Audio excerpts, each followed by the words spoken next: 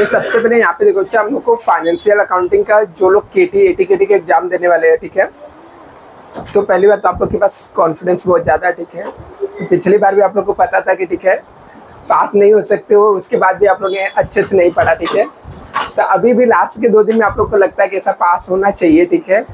बहुत अच्छी बात है, बट ट्राई करो कि इस बार पास हो जाओ, ठीक है। यदि पास नहीं हुए हो तो ट्राई करो कि आप क्या हो जाना चाहिए, इस बार आपको पास हो जाना चाहिए।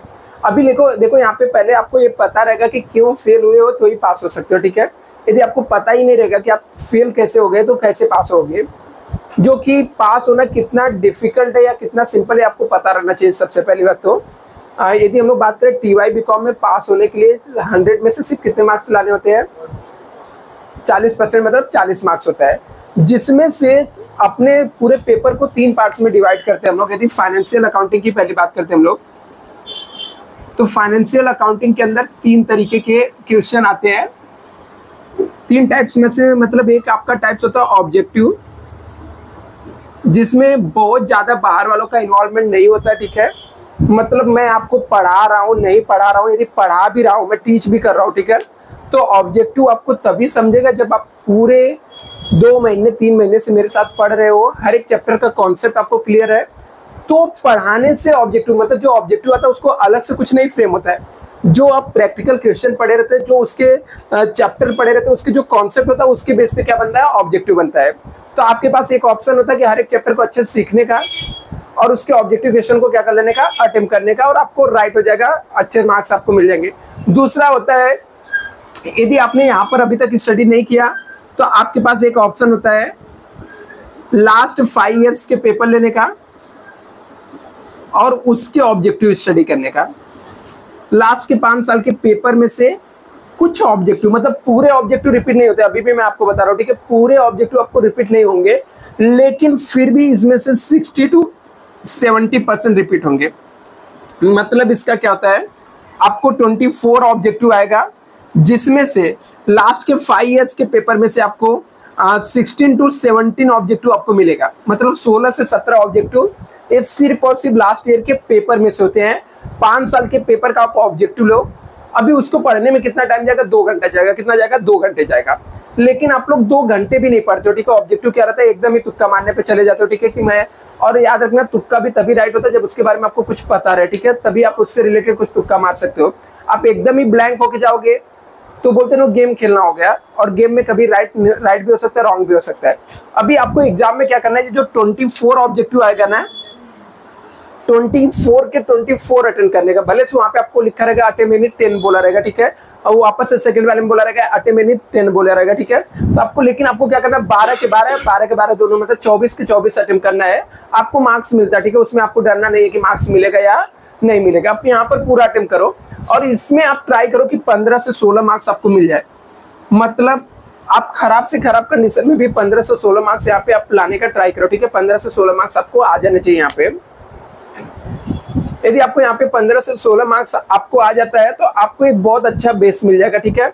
दूसरा अपना जो पेपर होता है ना, वो होता है थियरी क्वेश्चन। मतलब दूसरे जो क्वेश्चन पूछे जाते हैं एग्जाम में, थियरी क्वेश्चन होता है। यहाँ पर भी आपको वही सेम चीज होता है, ठीक है। ये भी आपको 20 मार्क्स के पूछे जाते हैं, 20 मार्क्स का शॉर्ट नोट्स होता है। आपको 6 दिया रहता है, जिसमें से अटेम्प्ट एनी 5, ठीक है। अटेम्प्ट एनी 5 होता है।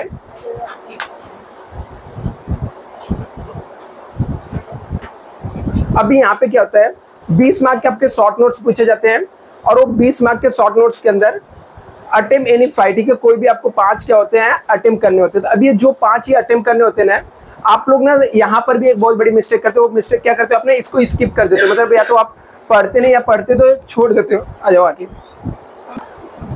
यहाँ पे देखो।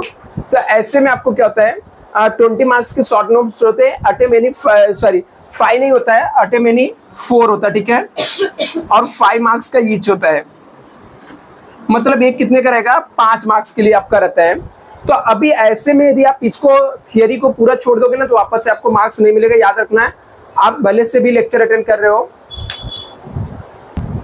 ये देखो यहाँ पर इसमें आपको 5 मार्क्स आपको अटेम्प्ट करने होते हैं। कम से कम आप ट्राई करो, इसमें भी आप 10 मार्क्स ला दो। अभी ये मार्क्स कैसे आएंगे दोनों का मैं आपको ट्रिक बता दिया हूँ कि कैसे आएगा। पहली बात तो यहाँ पर आपके पास ऑप्शन है 5 ईयर्स के पेपर के ऑब्जेक्टिव रीड करो और उसके बेस पे आप क्या करो, यहाँ पे आंसर लिखो। लेकिन यहाँ पर दो चीज में आपका बहुत डिफिकल्टी हो जाएगा। यदि मान लो एग्जाम में आपको फिलिंग द ब्लैंक्स पूछ लिया और मैच द कॉलम पूछ लिया, ठीक है, एमसीक्यू पूछा तो प्रॉब्लम नहीं है, 4 ऑप्शन रहेगा, उसमें से कोई भी एक ऑप्शन आप उठा के क्या कर दोगे, लिख दोगे। यहाँ पे हो सकता है उसमें आप 10 अटेम्प्ट करोगे, 12 अटेम्प्ट करोगे, 2-4 तो सही हो जाएगा, ठीक है, एक ऐसा प्रोबेबिलिटी हो सकता है। फिलिंग द ब्लैंक्स आ गया तो फिर आपके लिए डिफिकल्ट हो जाएगा। फिर इसके लिए आपको एडवांस प्रिपरेशन करना पड़ेगा आपके प्रैक्टिकल क्वेश्चन, जो कि प्रैक्टिकल क्वेश्चन आपको होते हैं अभी ये आता आपका 60 मार्क्स का। अभी ये 60 मार्क्स के लिए प्रैक्टिकल क्वेश्चन आपको करने होते हैं। यहाँ पर 20 मार्क्स ऑब्जेक्टिव आपका है, 20 मार्क्स आपका थियरी है, 60 मार्क्स प्रैक्टिकल, टोटल 100 मार्क्स होता है। तो ऐसे कंडीशन में मान लो यहाँ पे फिलिंग द ब्लैंक्स आपको आ गया और आपको फिलिंग द ब्लैंक्स में आप अच्छे से नहीं पढ़ के गए तो उसको आप राइट आंसर नहीं लिख पाओगे, तो ऐसे में आपके लिए प्रॉब्लम हो जाएगा। ऐसे में आपको 60 मार्क्स की प्रैक्टिकल आपको प्रॉपर आता है तो आप पास हो जाओगे। अदरवाइज आप यहाँ पे तुक्का मार सकते हो, ठीक है, तुक्का मारने के भी ऑप्शन रहते हैं। आपको लगता है ट्रू फॉल्स भी खेल सकते हो, ठीक है, सबको ट्रू लिख सकते हो, सबको या तो फॉल्स लिख सकते हो, बट वो सब ट्राई करो ना करो, ठीक है। पहले आप ट्राई करो, पढ़ के राइट करो। मान लो आपको पढ़ के आपने 12 ऑब्जेक्टिव लिया, 12 में से 6 को आपको 5, 4, 5 कुछ तो आपको आता रहेगा।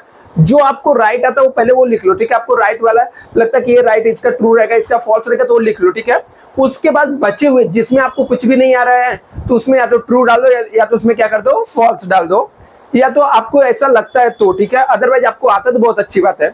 ऐसे फिलिंग द ब्लैंक्स में आप ट्राई करो कि, ठीक है, पहले ट्राई करो कि राइट लिखो, उसके बाद नहीं ऑप्शन आता तो कुछ ना कुछ क्या करो, पुट कर दो। तो आपको कितना भी रफली 8-10 मार्क्स आपको क्या हो जाएगा, मिल जाएंगे। आप 24 अटेंड करोगे आपको 10 मार्क्स तो मिल ही जाएगा, मैं मान के चलता हूँ, ठीक है, कि 24 अटेंड करने के बाद आपको सिर्फ, मैं चाहता हूँ 15-16 मिले, बट 15-16 नहीं मिलता तो 10 आपको मिल जाए। अभी थियरी वाले केस में क्या करना है, थियरी वाले केस में सबसे पहला जो वर्ड रहता है ना, जो थियरी शॉर्ट नोट पूछा जाता है, उस वर्ड को लेके 1-2 लाइन बना के आप अपने मन से लिख लो, ठीक है। जैसे आपसे पूछ लिया है इन्वेस्टमेंट AS13 क्या है, ठीक है, व्हाट इज द AS13, ठीक है, तो बता देगा कि AS13 क्या है, अकाउंटिंग स्टैंडर्ड है, डील करता है, deal related to the investment accounting. किससे डील करता है, इन्वेस्टमेंट अकाउंटिंग से रिलेटेड डील करता है। अभी इतना आपने लिख लिया और इसके बाद आपको कुछ भी नहीं आता, इसके बाद आपको क्या होता है, कुछ भी नहीं आता है, ठीक है। मान लो मैं मान के चलता हूँ आपको कुछ भी नहीं आता है थियरी में, तो ऐसे में आपको सेकेंड ऑप्शन यूज करना है, ऑब्जेक्टिव में जाने का। हर एक चैप्टर से 5-5 ऑब्जेक्टिव रहेगा, 4 या 5 रहेगा, ठीक है। मतलब इन्वेस्टमेंट अकाउंटिंग के कुछ न कुछ आपको 4 ऑब्जेक्टिव इसके अंदर दिए रहेंगे, 2 फिलिंग द ब्लैंक्स में, 2 ट्रू फॉल्स में, कहीं ना कहीं दिए रहेंगे। तो चारों ऑब्जेक्टिव खोजने का, और वो थियरी का जो क्वेश्चन पूछा रहेगा ना, वो इन्वेस्टमेंट से रिलेटेड, उसके अंदर वो 4 ऑब्जेक्टिव क्या कर दो, लिख दो। मतलब 4-5 पॉइंट बन के रेडी हो जाएगा, ठीक है, वो हो जाएगा। ऐसे मान लो बाईबैक का, आपको बाईबैक के बारे में पूछ लिया, आपको ये पता होना चाहिए कि ये चैप्टर से, लेकिन ये आपको समझ में आना चाहिए कि ये चैप्टर का ये ऑब्जेक्टिव बनता है, ये चैप्टर का ये थियरी है। मान लो बाईबैक से रिलेटेड आपको पूछा, तो जाने का हर एक चैप्टर का 4 से 5 आपके ऑब्जेक्टिव रहेंगे, वो 5 ऑब्जेक्टिव उठाने का और उसको क्या कर देने का, लिख देने का। उसके बाद नेक्स्ट ऑप्शन, आपको लगता है और मुझे बड़ा करना, और तो उसको एग्जाम्पल लिखने का, हेडिंग डालने का। फिर जैसे मान लो आपको इन्वेस्टमेंट अकाउंटिंग से पूछा है, तो इन्वेस्टमेंट अकाउंटिंग से रिलेटेड एक प्रैक्टिकल क्वेश्चन भी आपको आया रहेगा, ठीक है। तो क्वेश्चन में से कुछ ना कुछ पॉइंट उठा के बीच बीच में से क्या कर देने का, भर देने का। तो ऐसे आपको बाईबैक में से कोई ना कोई एक प्रैक्टिकल क्वेश्चन आए रहेंगे, तो उसके कुछ एडजस्टमेंट के कुछ पॉइंट, अमाउंट नहीं लिखने का, ठीक है। जब पॉइंट आप बना के लिख रहे हो ना, उसके अंदर जब सम में से आप कुछ उठा के लिख रहे हो तो उसके अमाउंट नहीं लिखना, ठीक है। सिर्फ उसके अंदर से उसके जो एडजस्टमेंट रहेंगे या उसके अंदर जो वर्ड लिखा रहेगा ना, वो उठा के इसके अंदर क्या कर देने का, लिख देने का। ऐसे में लिखने से 2 चीजें होगी, आपने जो लिखा वो रॉन्ग नहीं है पूरी तरीके से, ठीक है। मान लो इन्वेस्टमेंट से रिलेटेड पूछा था, एक लाइन आपने अपने मन से इन्वेस्टमेंट से रिलेटेड बना के लिखा, दूसरा 4 पॉइंट आपने ऑब्जेक्टिव में से लिखा, वो भी इन्वेस्टमेंट चैप्टर का ही था, तो आपने पूरा 100% राइट नहीं लिखा, लेकिन आपने 100% रॉन्ग भी नहीं लिखा, ठीक है। तो ऐसे में आपको एग्जामिनर किसी भी खराब से खराब कंडीशन में आपको 2 मार्क्स क्या कर देगा, दे देगा, ठीक है। मैं आपको 5 के 5 लाने की बात नहीं कर रहा हूँ, ठीक है, 2 दे देगा। कोई अच्छा एग्जामिनर रहेगा तो आपको यहाँ पे 3 मार्क्स भी दे सकता है। और ऐसे में यदि आप 4 अटेंड कर लेते हो, 2, मैं तो एकदम मिनिमम पकड़ता हूँ, आपको 2-2 मार्क्स भी दे दिया, तो आपने 4 अटेंड किया तो यहाँ पे आपको 8 मार्क्स हो जाएगा। और यदि ऑब्जेक्टिव में आपने 12 लाया तो 12 8 यहाँ पे आपको क्या हो जाएंगे, 20 मार्क्स आपको मिल जाएंगे। अभी आपके प्रैक्टिकल के लिए आपके पास ऑप्शन क्या होता है, 3 सम आपको अटेंड करना, मिनिमम अटेंड करना, ठीक है, मैक्सिमम। अभी मैं कैसे बता रहा हूँ, यदि आपको 20-20 मार्क्स का बोला तो 3 अटेंड करना है, यदि आपको 10-10 मार्क्स का भी आ सकता है तो आपको उसके हिसाब से अटेंड करना है। यदि आप 20-20 मार्क्स का क्वेश्चन अटेंड कर रहे हो तो आपका टारगेट होना चाहिए कि हर एक में 7-8 आपको मिलने चाहिए, ठीक है। मतलब ये सब भी मिला के आपको कितने मिलने चाहिए, 20 मिलने चाहिए, ठीक है। तो आपको 20 मिलने चाहिए, 20 यहाँ से मिला, 20 यहाँ से 40, और 7-8 लाना बहुत बड़ी बात नहीं होती है, ठीक है। मतलब आपको जब पूरे मार्क्स लाने होते तो डिफिकल्ट होता है, 7-8 मार्क्स लाना आपके लिए डिफिकल्टी नहीं है। क्यों? क्योंकि हर एक चैप्टर के अंदर कुछ ना कुछ पोस्टिंग के कॉन्सेप्ट है और कुछ ना कुछ फिक्स एंट्री है, कुछ ना कुछ फॉर्मेट है। यदि आप उतना भी लिख के आते तो आपको मार्क्स मिलेगा। और मान लेते कि यहाँ पे आपको छोटे छोटे क्वेश्चन पूछ लिए गए, छोटे वाले क्वेश्चन में एक और अच्छी बात रहती है कि एग्जामिनर को मार्क्स देने में प्रॉब्लम नहीं होता, ठीक है। मतलब यदि आपने 10-10 मार्क्स के क्वेश्चन है, आपने आधा राइट किया, आधा से ज्यादा किया, तो उसको 5 से 6 भी यहाँ पे देने में दुख नहीं होगा। 20 में से 18 देने में एक बार एग्जामिनर को दुख होता है, ठीक है। इसलिए कभी भी हम लोग बार बार आपको बोलते हैं शॉर्ट नोट्स अटेंड करने के लिए, ये नहीं बोलते कि 10-10 मार्क्स का जो 2 क्वेश्चन बोलता है वो अटेंड करो, इसलिए नहीं बोलते हैं क्योंकि यहाँ पे 5-5 मार्क्स वाले में वो 2-2 मार्क्स आपको दे सकता है, ठीक है, थोड़ा रॉन्ग राइट में। ऐसे यदि इसमें छोटे छोटे आए तो आपके 3-4 एंट्री भी राइट हुए ना, तो आपको अच्छे खासे मार्क्स यहाँ से मिल जाएंगे और आपको 40 नहीं उससे भी ज्यादा आपको मार्क्स यहाँ पे मिल जाएगा। तो अभी यहाँ पर हम लोग क्या करेंगे, एटलीस्ट 3 चैप्टर पढ़ेंगे, ठीक है। हमारे पास 2 दिन का टाइम है, तो 2 दिन में आज हम लोग 1 चैप्टर या तो आधा चैप्टर कवर करेंगे, कल मतलब हर एक के 1-2 टाइप्स के हम लोग क्या करेंगे, सम सॉल्व कर लेंगे। और मैं ट्राई करूंगा कि आप लोग इसको, ये दोनों कॉन्सेप्ट के ऊपर आपके पास जो रात के बचे हुए टाइम रहेंगे वो यूज करना, ठीक है। यहाँ पर तो आपको कुछ यूज नहीं करना है, थोड़ा पढ़ लिए तो अच्छी बात, नहीं तो नहीं कुछ पढ़ पाते हो, जो टेक्निक मैंने बताया उसको यूज करके यहाँ पे लिख लेना। इसका ऑब्जेक्टिव थोड़ा पढ़ लेना, पढ़ लिए तो अच्छी बात, जितना आ जाएगा उतनी अच्छी बात है। यदि 20 में से 20 राइट कर लिए, 10 यहाँ पे मिला, 30, तो यहाँ पे आपको कम एफर्ट डालना पड़ेगा, आपका रिस्क कम हो जाएगा। यदि आप नहीं पढ़ पाए तो जैसा मैंने तुक्का बताया वैसा मारना, ठीक है, कुछ ना कुछ तो आपको मिलेंगे ही मिलेंगे। सबसे ज्यादा आप भरोसा इसके ऊपर कर सकते हो, ठीक है, क्योंकि यहाँ पे तुक्का नहीं मारना है, यहाँ पे आपको सीख के जाना है, और सीख के गए आपको आ रहा है तो उसको आप क्या कर सकते हो, यूज कर सकते हो। तो अभी हम लोग आज सबसे पहले ना तीन चैप्टर हमको पढ़ना है, इन्वेस्टमेंट अकाउंटिंग पढ़ेंगे, बायबैक और इंटरनल रिकंस्ट्रक्शन। तो हम लोग आज इन्वेस्टमेंट अकाउंटिंग से स्टार्ट करेंगे। तो सबसे पहले हम लोग इन्वेस्टमेंट अकाउंटिंग यहाँ पे पढ़ेंगे।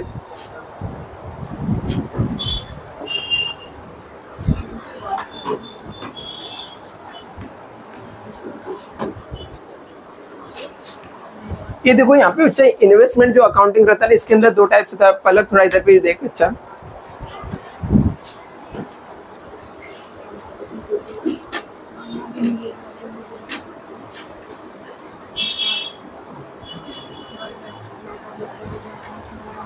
ये देखो चाहिए, इन्वेस्टमेंट अकाउंटिंग जो है ये हम लोग का AS 13 के अंदर आता है, अकाउंटिंग स्टैंडर्ड 13 के अंदर आता है। हो सकता है आपको AS 13 आपको ऑब्जेक्टिव क्वेश्चन में भी लिखा हुआ मिल जाए, ठीक है। AS 13 दिया रहेगा, आपके पास ऑप्शन रहेगा, वो AS 13 किससे रिलेटेड है, तो इन्वेस्टमेंट से रिलेटेड डील करता है। इंटरेस्ट हो गया, इसके अंदर एक्स इंटरेस्ट, कम इंटरेस्ट वर्ड करके ऐसे बहुत सारे कॉन्सेप्ट होते हैं जिसके बेस पे ऑब्जेक्टिव बनता है, ठीक है। तो वो ऑब्जेक्टिव में आप इसको यूज कर सकते हो। दूसरा यहाँ पर अभी मैं यहाँ पर 2 टाइप्स के सम हमको पढ़ने हैं इस चैप्टर में। मैं आपको 2 ही सम कराऊंगा क्योंकि हमारे पास इतना टाइम नहीं कि बहुत ज्यादा सम सॉल्व कर सके। तो मैं यहाँ पे 2 टाइप्स के सम होते हैं और दोनों टाइप में से मैं एक सम आपको कराऊंगा, ठीक है। उतना वो बाकी आपके रिस्क के ऊपर है लास्ट में, ठीक है। हो सकता है उसमें थोड़ा आगे पीछे करके कुछ ना कुछ पूछा जा सकता है, हो सकता है डिक्टो भी पूछा जा सके, हो सकता है थोड़ा आगे पीछे भी कुछ चेंजेस करके पूछा जा सकता है। तो हमारे पास जितना टाइम है उसके हिसाब से हम लोग यहाँ पर, एक इसमें होता है फिक्स्ड इंटरेस्ट बियरिंग सिक्योरिटी का होता है, दूसरा होता है फ्लैक्चुएट इनकम बियरिंग सिक्योरिटी। अभी यहाँ पे जो इंटरेस्ट लिखा है ना, इसको इनकम आप लोग समझ लो, ठीक है, नहीं तो कंफ्यूजन होगा। और आपको ये भी मत समझो, ठीक है, फिक्स फ्लैक्चुएट क्या होता है, 1 मिनट के लिए सिर्फ बता देता हूँ। जिसमें फिक्स रेट में इंटरेस्ट मिलता है, फिक्स रेट में इनकम मिलता है, उसको फिक्स बोलते हैं। जिसमें चेंजेस होता रहता है उसे हम लोग क्या बोलते हैं, फ्लैक्चुएट। हमारा काम ये सीखना नहीं, हमको आगे के सम सीखना है। तो मैं जस्ट आप यहाँ पे समझो कि इसके अंदर हम लोग को एक डिबेंचर टाइप्स का सम होता है, डिबेंचर के नाम से आएगा या बॉन्ड्स के नाम आएगा। और इसमें जो रहेगा ना इंटरेस्ट के बारे में बात किया रहेगा। किसके बारे में बात किया रहेगा? इंटरेस्ट के बारे में बात किया रहेगा। दूसरा जो सम आएगा ए, इसमें शेयर्स के बारे में बात करेगा। तो शेयर आप लोग को अभी के लिए ज्यादा डिटेल में जाने के बजाय आप ऐसा समझ लो कि एक डिबेंचर या बॉन्ड्स वाला सम होता है, दूसरा शेयर्स वाला होता है। तो दोनों में से जो भी टाइप्स का सम रहेगा वो आप समझ जाना, ठीक है। दोनों में थोड़ा सा बेसिक चेंजेस होता है। तो या तो आपको डिबेंचर बॉन्ड्स वाला सम पूछेगा या तो कौन सा बोलेगा, शेयर्स वाला सम आपसे पूछा जाएगा। अभी यहाँ पर आपको क्या करना है, अभी देखो यहाँ पर हम लोग फॉर्मेट में जाएंगे, ठीक है। अभी जो आपके 20 मार्क्स का मान लो पूछा गया, उसमें से आपको 8 मार्क्स 10 मार्क्स कैसे मिलेगा, वो 2 वर्ड आपको याद रखना, ठीक है। चाहे इसका सम रहे चाहे इसका रहे, ठीक है। एक तो इसके वाले सम में 2 वर्ड एक और आता है, एक होता है एक्स इंटरेस्ट होता है। एक्स की इंटरेस्ट का मतलब होता है एक्सक्लूडेड इंटरेस्ट, जिसके अंदर इंटरेस्ट नहीं है। एक इसके अंदर कॉन्सेप्ट है कम इंटरेस्ट, ठीक है। ये सब मैं डिटेल में बताता, बट हमको अभी इससे कुछ हमको लेना देना, हमको सम सॉल्व करने से मतलब है, ठीक है। तो मैं डायरेक्टली कॉन्सेप्ट पे आता हूँ यहाँ पे। हाँ, लेकिन 2 चीज याद रखना है यहाँ पर, चाहे इस टाइप का सम पूछा जाएगा चाहे इस टाइप का। इस सम, दोनों सम के अंदर 2 पार्ट्स होते हैं, आधा तो डेबिट होता है, यहाँ पे हाफ क्या होता है, क्रेडिट होता है, ठीक है। डेबिट होता है और क्या होता है, क्रेडिट होता है। तो डेबिट साइड में ना ओपनिंग बैलेंस आता है, क्या आता है, ओपनिंग बैलेंस आता है। डेबिट साइड में ओपनिंग बैलेंस लिखने का, इसके अलावा कुछ भी आया, चाहे परचेस आया, सेल्स आया, इंटरेस्ट आया, सिर्फ और सिर्फ एक नाम याद रखने का, कैश बैंक। क्या लिखने का, मतलब समझ जाओ आपकी एंट्री राइट हो जाएगी, ठीक है। कोई भी एंट्री दिखा, बस आपको याद क्या रखना है, यदि आपको 11th या 12th का फाइनल अकाउंट भी याद है तो भी काम चल जाएगा, ठीक है। अपने को परचेस किया तो डेबिट साइड में आता, सेल्स किया तो कहां पे आएगा, क्रेडिट साइड में। बस अपना बोलते हैं ना सम सॉल्व हो गया, ठीक है। अपने को कम से कम 7-8 मार्क्स इतने पे ही मिल जाएगा। सिर्फ 2 ही वर्ड याद रखना है, परचेस किया तो डेबिट साइड में, सेल्स किया तो क्रेडिट साइड में, ठीक है। अभी आपको कोई भी ऐसा सम रहेगा जिसके अंदर आपको ना 2 परचेस का एंट्री देगा, 2 किसका देगा, सेल्स का देगा। मतलब कोई भी सम आएगा आपका, कैसा भी सम रहेगा, उसके अंदर मिनिमम 4 एंट्री रहेगा। 2 आपका परचेस का रहेगा, 2 क्या रहेगा, किसका रहेगा, सेल्स का। 2 के बजाय तीसरी भी हो सकता है, मतलब 4 के बजाय 5 हो सकता है, 6 हो सकता है, ठीक है। आपको मान लेते कि एग्जाम में आपको 20 मार्क का पूछा गया तो 6 एंट्री दिया रहेगा, लेकिन वो 6 के 6 एंट्री में 2 ही चीज रहेगा, या तो परचेस रहेगा या तो क्या रहेगा, सेल्स। परचेस किया तो डेबिट साइड में लिखने का 2 कैश बैंक, सेल्स किया तो क्रेडिट साइड में। परचेस रहेगा तो कहां पे आएगा, डेबिट साइड में, सेल्स रहेगा तो कहां पे आएगा, सिर्फ लिखना क्या है, कैश बैंक की लिखना। क्या लिखना है, कैश बैंक की लिखना, ठीक है। अभी के लिए बस इतना याद रखो, ठीक है। कैसे लिखना वो मैं आपको बताऊंगा फॉर्मेट बना के। अभी के लिए बस 2 ही चीज याद रखना है, इसका परचेस किया तो डेबिट साइड में कैश बैंक, सेल्स किया तो क्रेडिट साइड में कैश बैंक लिखने का, ठीक है। दूसरा, अभी मैंने यहाँ पे बार बार बोल रहा हूँ कि इनकम मिलेगा, मतलब इनकम के लिए इंटरेस्ट मिलेगा। जब इंटरेस्ट मिलेगा ना तो इनकम क्रेडिट साइड में आता, तो भी क्या लिखने का, कैश और बैंक। इंटरेस्ट मिला तो कहां पे लिखने का, क्रेडिट साइड में लिखने का, कहां पे लिखने का, लेकिन लिखना क्या है, कैश बैंक ही लिखना है, ठीक है। तो आपको क्या करना है, जितनी बार आपको सम में एंट्री दिखेगा ना, 4 ट्रांजेक्शन दिख रहा है ना, चारों में आपको कैश बैंक ही उठा के लिखना है।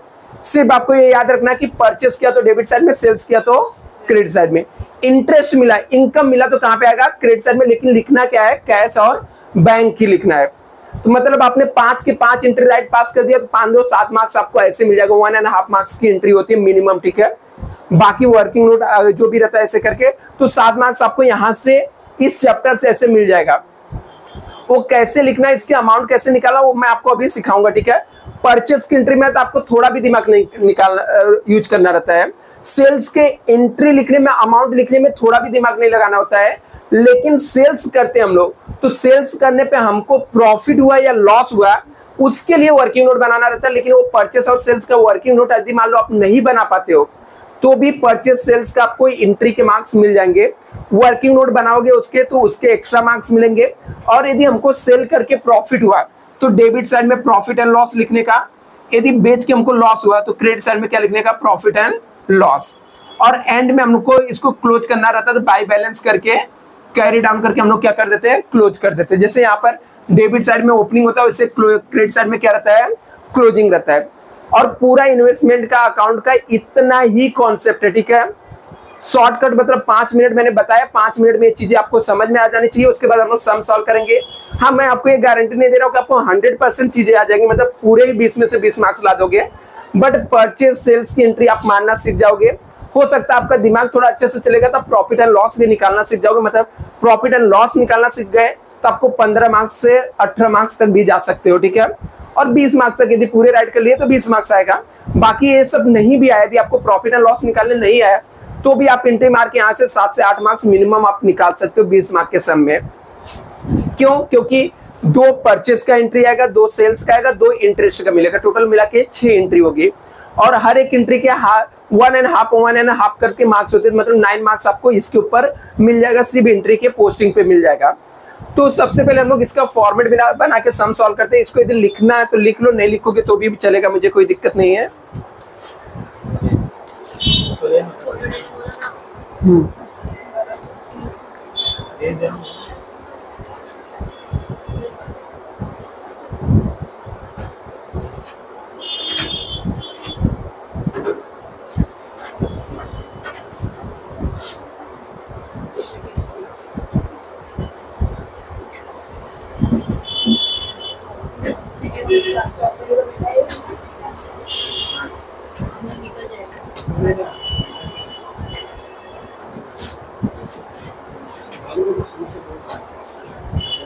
ये चलो मैं इसका फॉर्मेट बनाता हूं, उसके बाद हम लोग सम सॉल्व करते हैं।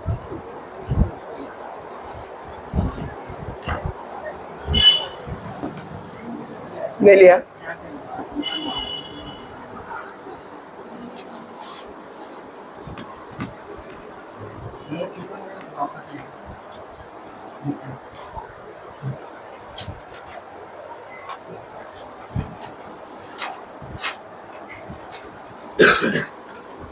एग्जाम में यदि इसका फॉर्मेट एक पेज पे नहीं आएगा तो आमने सामने का 2 पेज यूज कर लेने का।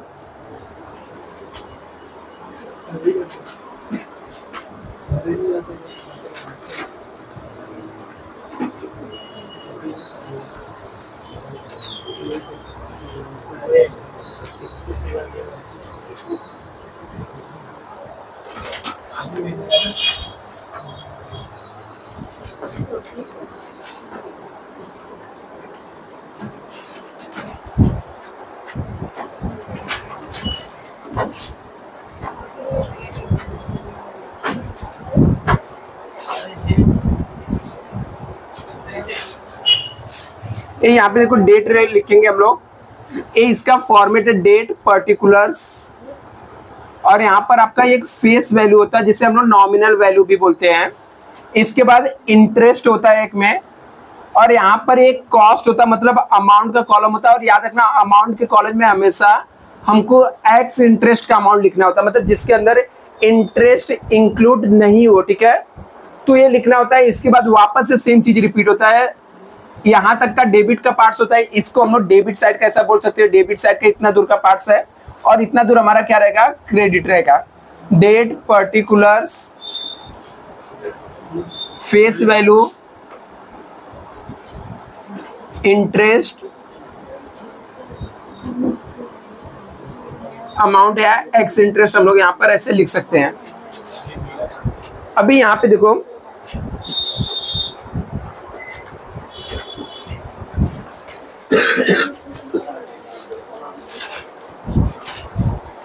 अभी हम लोग एक सम निकालते हैं, उस सम को हम लोग सॉल्व करेंगे।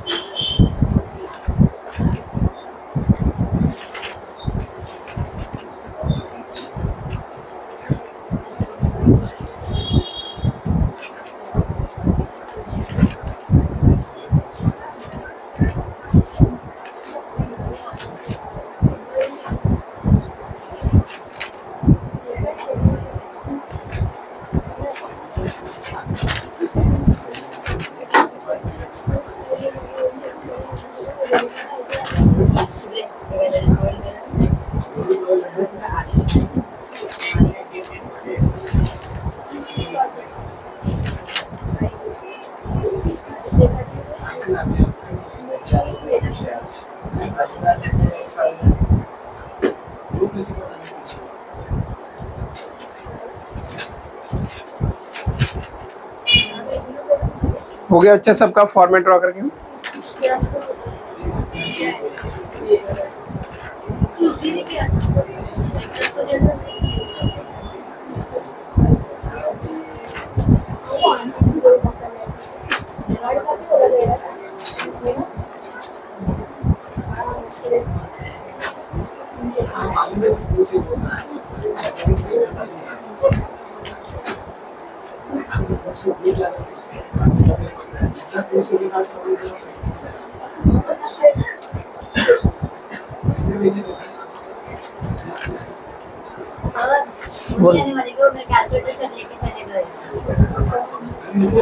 कैलकुलेटर तेरा इधर ही है,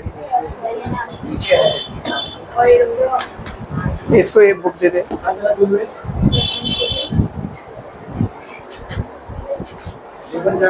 ये यहाँ पे देखो तुम लोग, अच्छा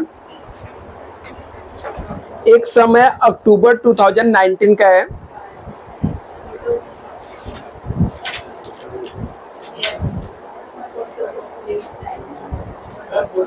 रुक जा एक मिनट, दूसरा सम कर।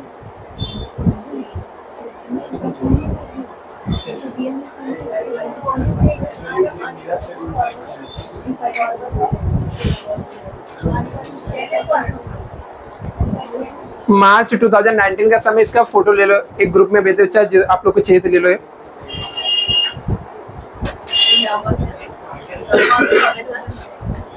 मार्च 2019 सॉरी मई 2019 में आया हुआ है।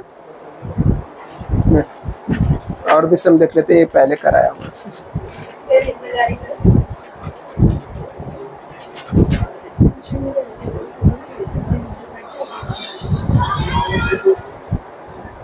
ये चलो ये सम देख लो आप लोग, नवंबर 2016 का सम है, इसका फोटो ले लो। अच्छा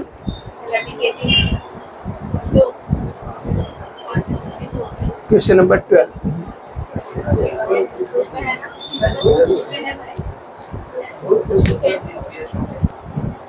ये देखो यहाँ पे हम लोग क्वेश्चन नंबर 12 करते हैं, मतलब डिबेंचर और बॉन्ड्स वाला जो सम मैं आपको बता रहा था कि दो टाइप्स का सम होता है, एक डिबेंचर और बॉन्ड्स का होता है, दूसरा कौन सा होता है, शेयर्स का होता है। तभी हम लोग डिबेंचर और बॉन्ड्स वाला सम पहले सॉल्व करने वाले हैं, उसके बाद हम लोग शेयर्स वाला सम सॉल्व करेंगे। तो जो डिबेंचर और बॉन्ड्स का सम होता है ना, उसका फॉर्मेट इस तरीके से होता है जिसमें 3 कॉलम होते हैं, एक आपका फेस वैल्यू का रहता है, एक इंटरेस्ट होता है, एक अमाउंट होता है, और हर एक ट्रांजेक्शन के बाद आपको इंटरेस्ट कैलकुलेट ही करना, ठीक है। वो चलेगा, आपको इंटरेस्ट 0 आएगा ना चलेगा, लेकिन आप अपने माइंड में एक सेट कर लो कि हर एक ट्रांजेक्शन के बाद मुझे इंटरेस्ट क्या करना है, कैलकुलेट करना है। अभी इस चैप्टर में ना इंटरेस्ट की कैलकुलेशन में जो कॉन्सेप्ट है ना, इंटरेस्ट की कैलकुलेशन का है। इंटरेस्ट कैसे निकालने का, एक आपको डेट, कंपनी क्या करती है, कंपनी रोज रोज इंटरेस्ट देने नहीं बैठती है, मतलब कंपनी रोज रोज आपको इंटरेस्ट नहीं देती है। कंपनी आपको एक डेट दिया रहेगी कि ये डेट को कंपनी क्या करती है, इंटरेस्ट पे करती है, एक पर्टिकुलर डेट दी रहेगी, कंपनी इस डेट को क्या देती है, इंटरेस्ट देती है, ऐसा कंपनी एक डेट दी रहेगी। तो आपको देखना कि उस डेट से लेकर आज तक, मतलब जिस डेट को भी आप इसके अंदर ट्रांजेक्शन लिख रहे हो वो कितना मंथ हुआ। जैसे फॉर एग्जांपल कंपनी ने बोल दिया कि आपको इंटरेस्ट 30 जून और 31 दिसंबर को देती है, मतलब कंपनी पूरे साल भर में 6 महीने पे 2 बार इंटरेस्ट देती है। तो आपको देखना है, यदि मान लो मैंने ट्रांजेक्शन जुलाई में कर रहा हूँ, तो मुझे जून से जुलाई के बीच में डिफरेंस देखना पड़ेगा कितने मंथ्स का है। मेरा अगस्त में यदि ट्रांजेक्शन है, मैं जून से अगस्त तक का ट्रांजेक्शन देखो, मतलब जिसके पहले जब भी कंपनी ने इंटरेस्ट दिया रहेगा तब से लेकर और जिस डेट को मैं ट्रांजेक्शन कर रहा हूँ वो डेट आपको देखना है। तो इसके लिए ना आपको क्या करना है, एक सबसे पहले पढ़ लेते हैं क्वेश्चन को। देखो क्या लिखा है यहाँ पे, क्वेश्चन नंबर 12 है, ठीक है।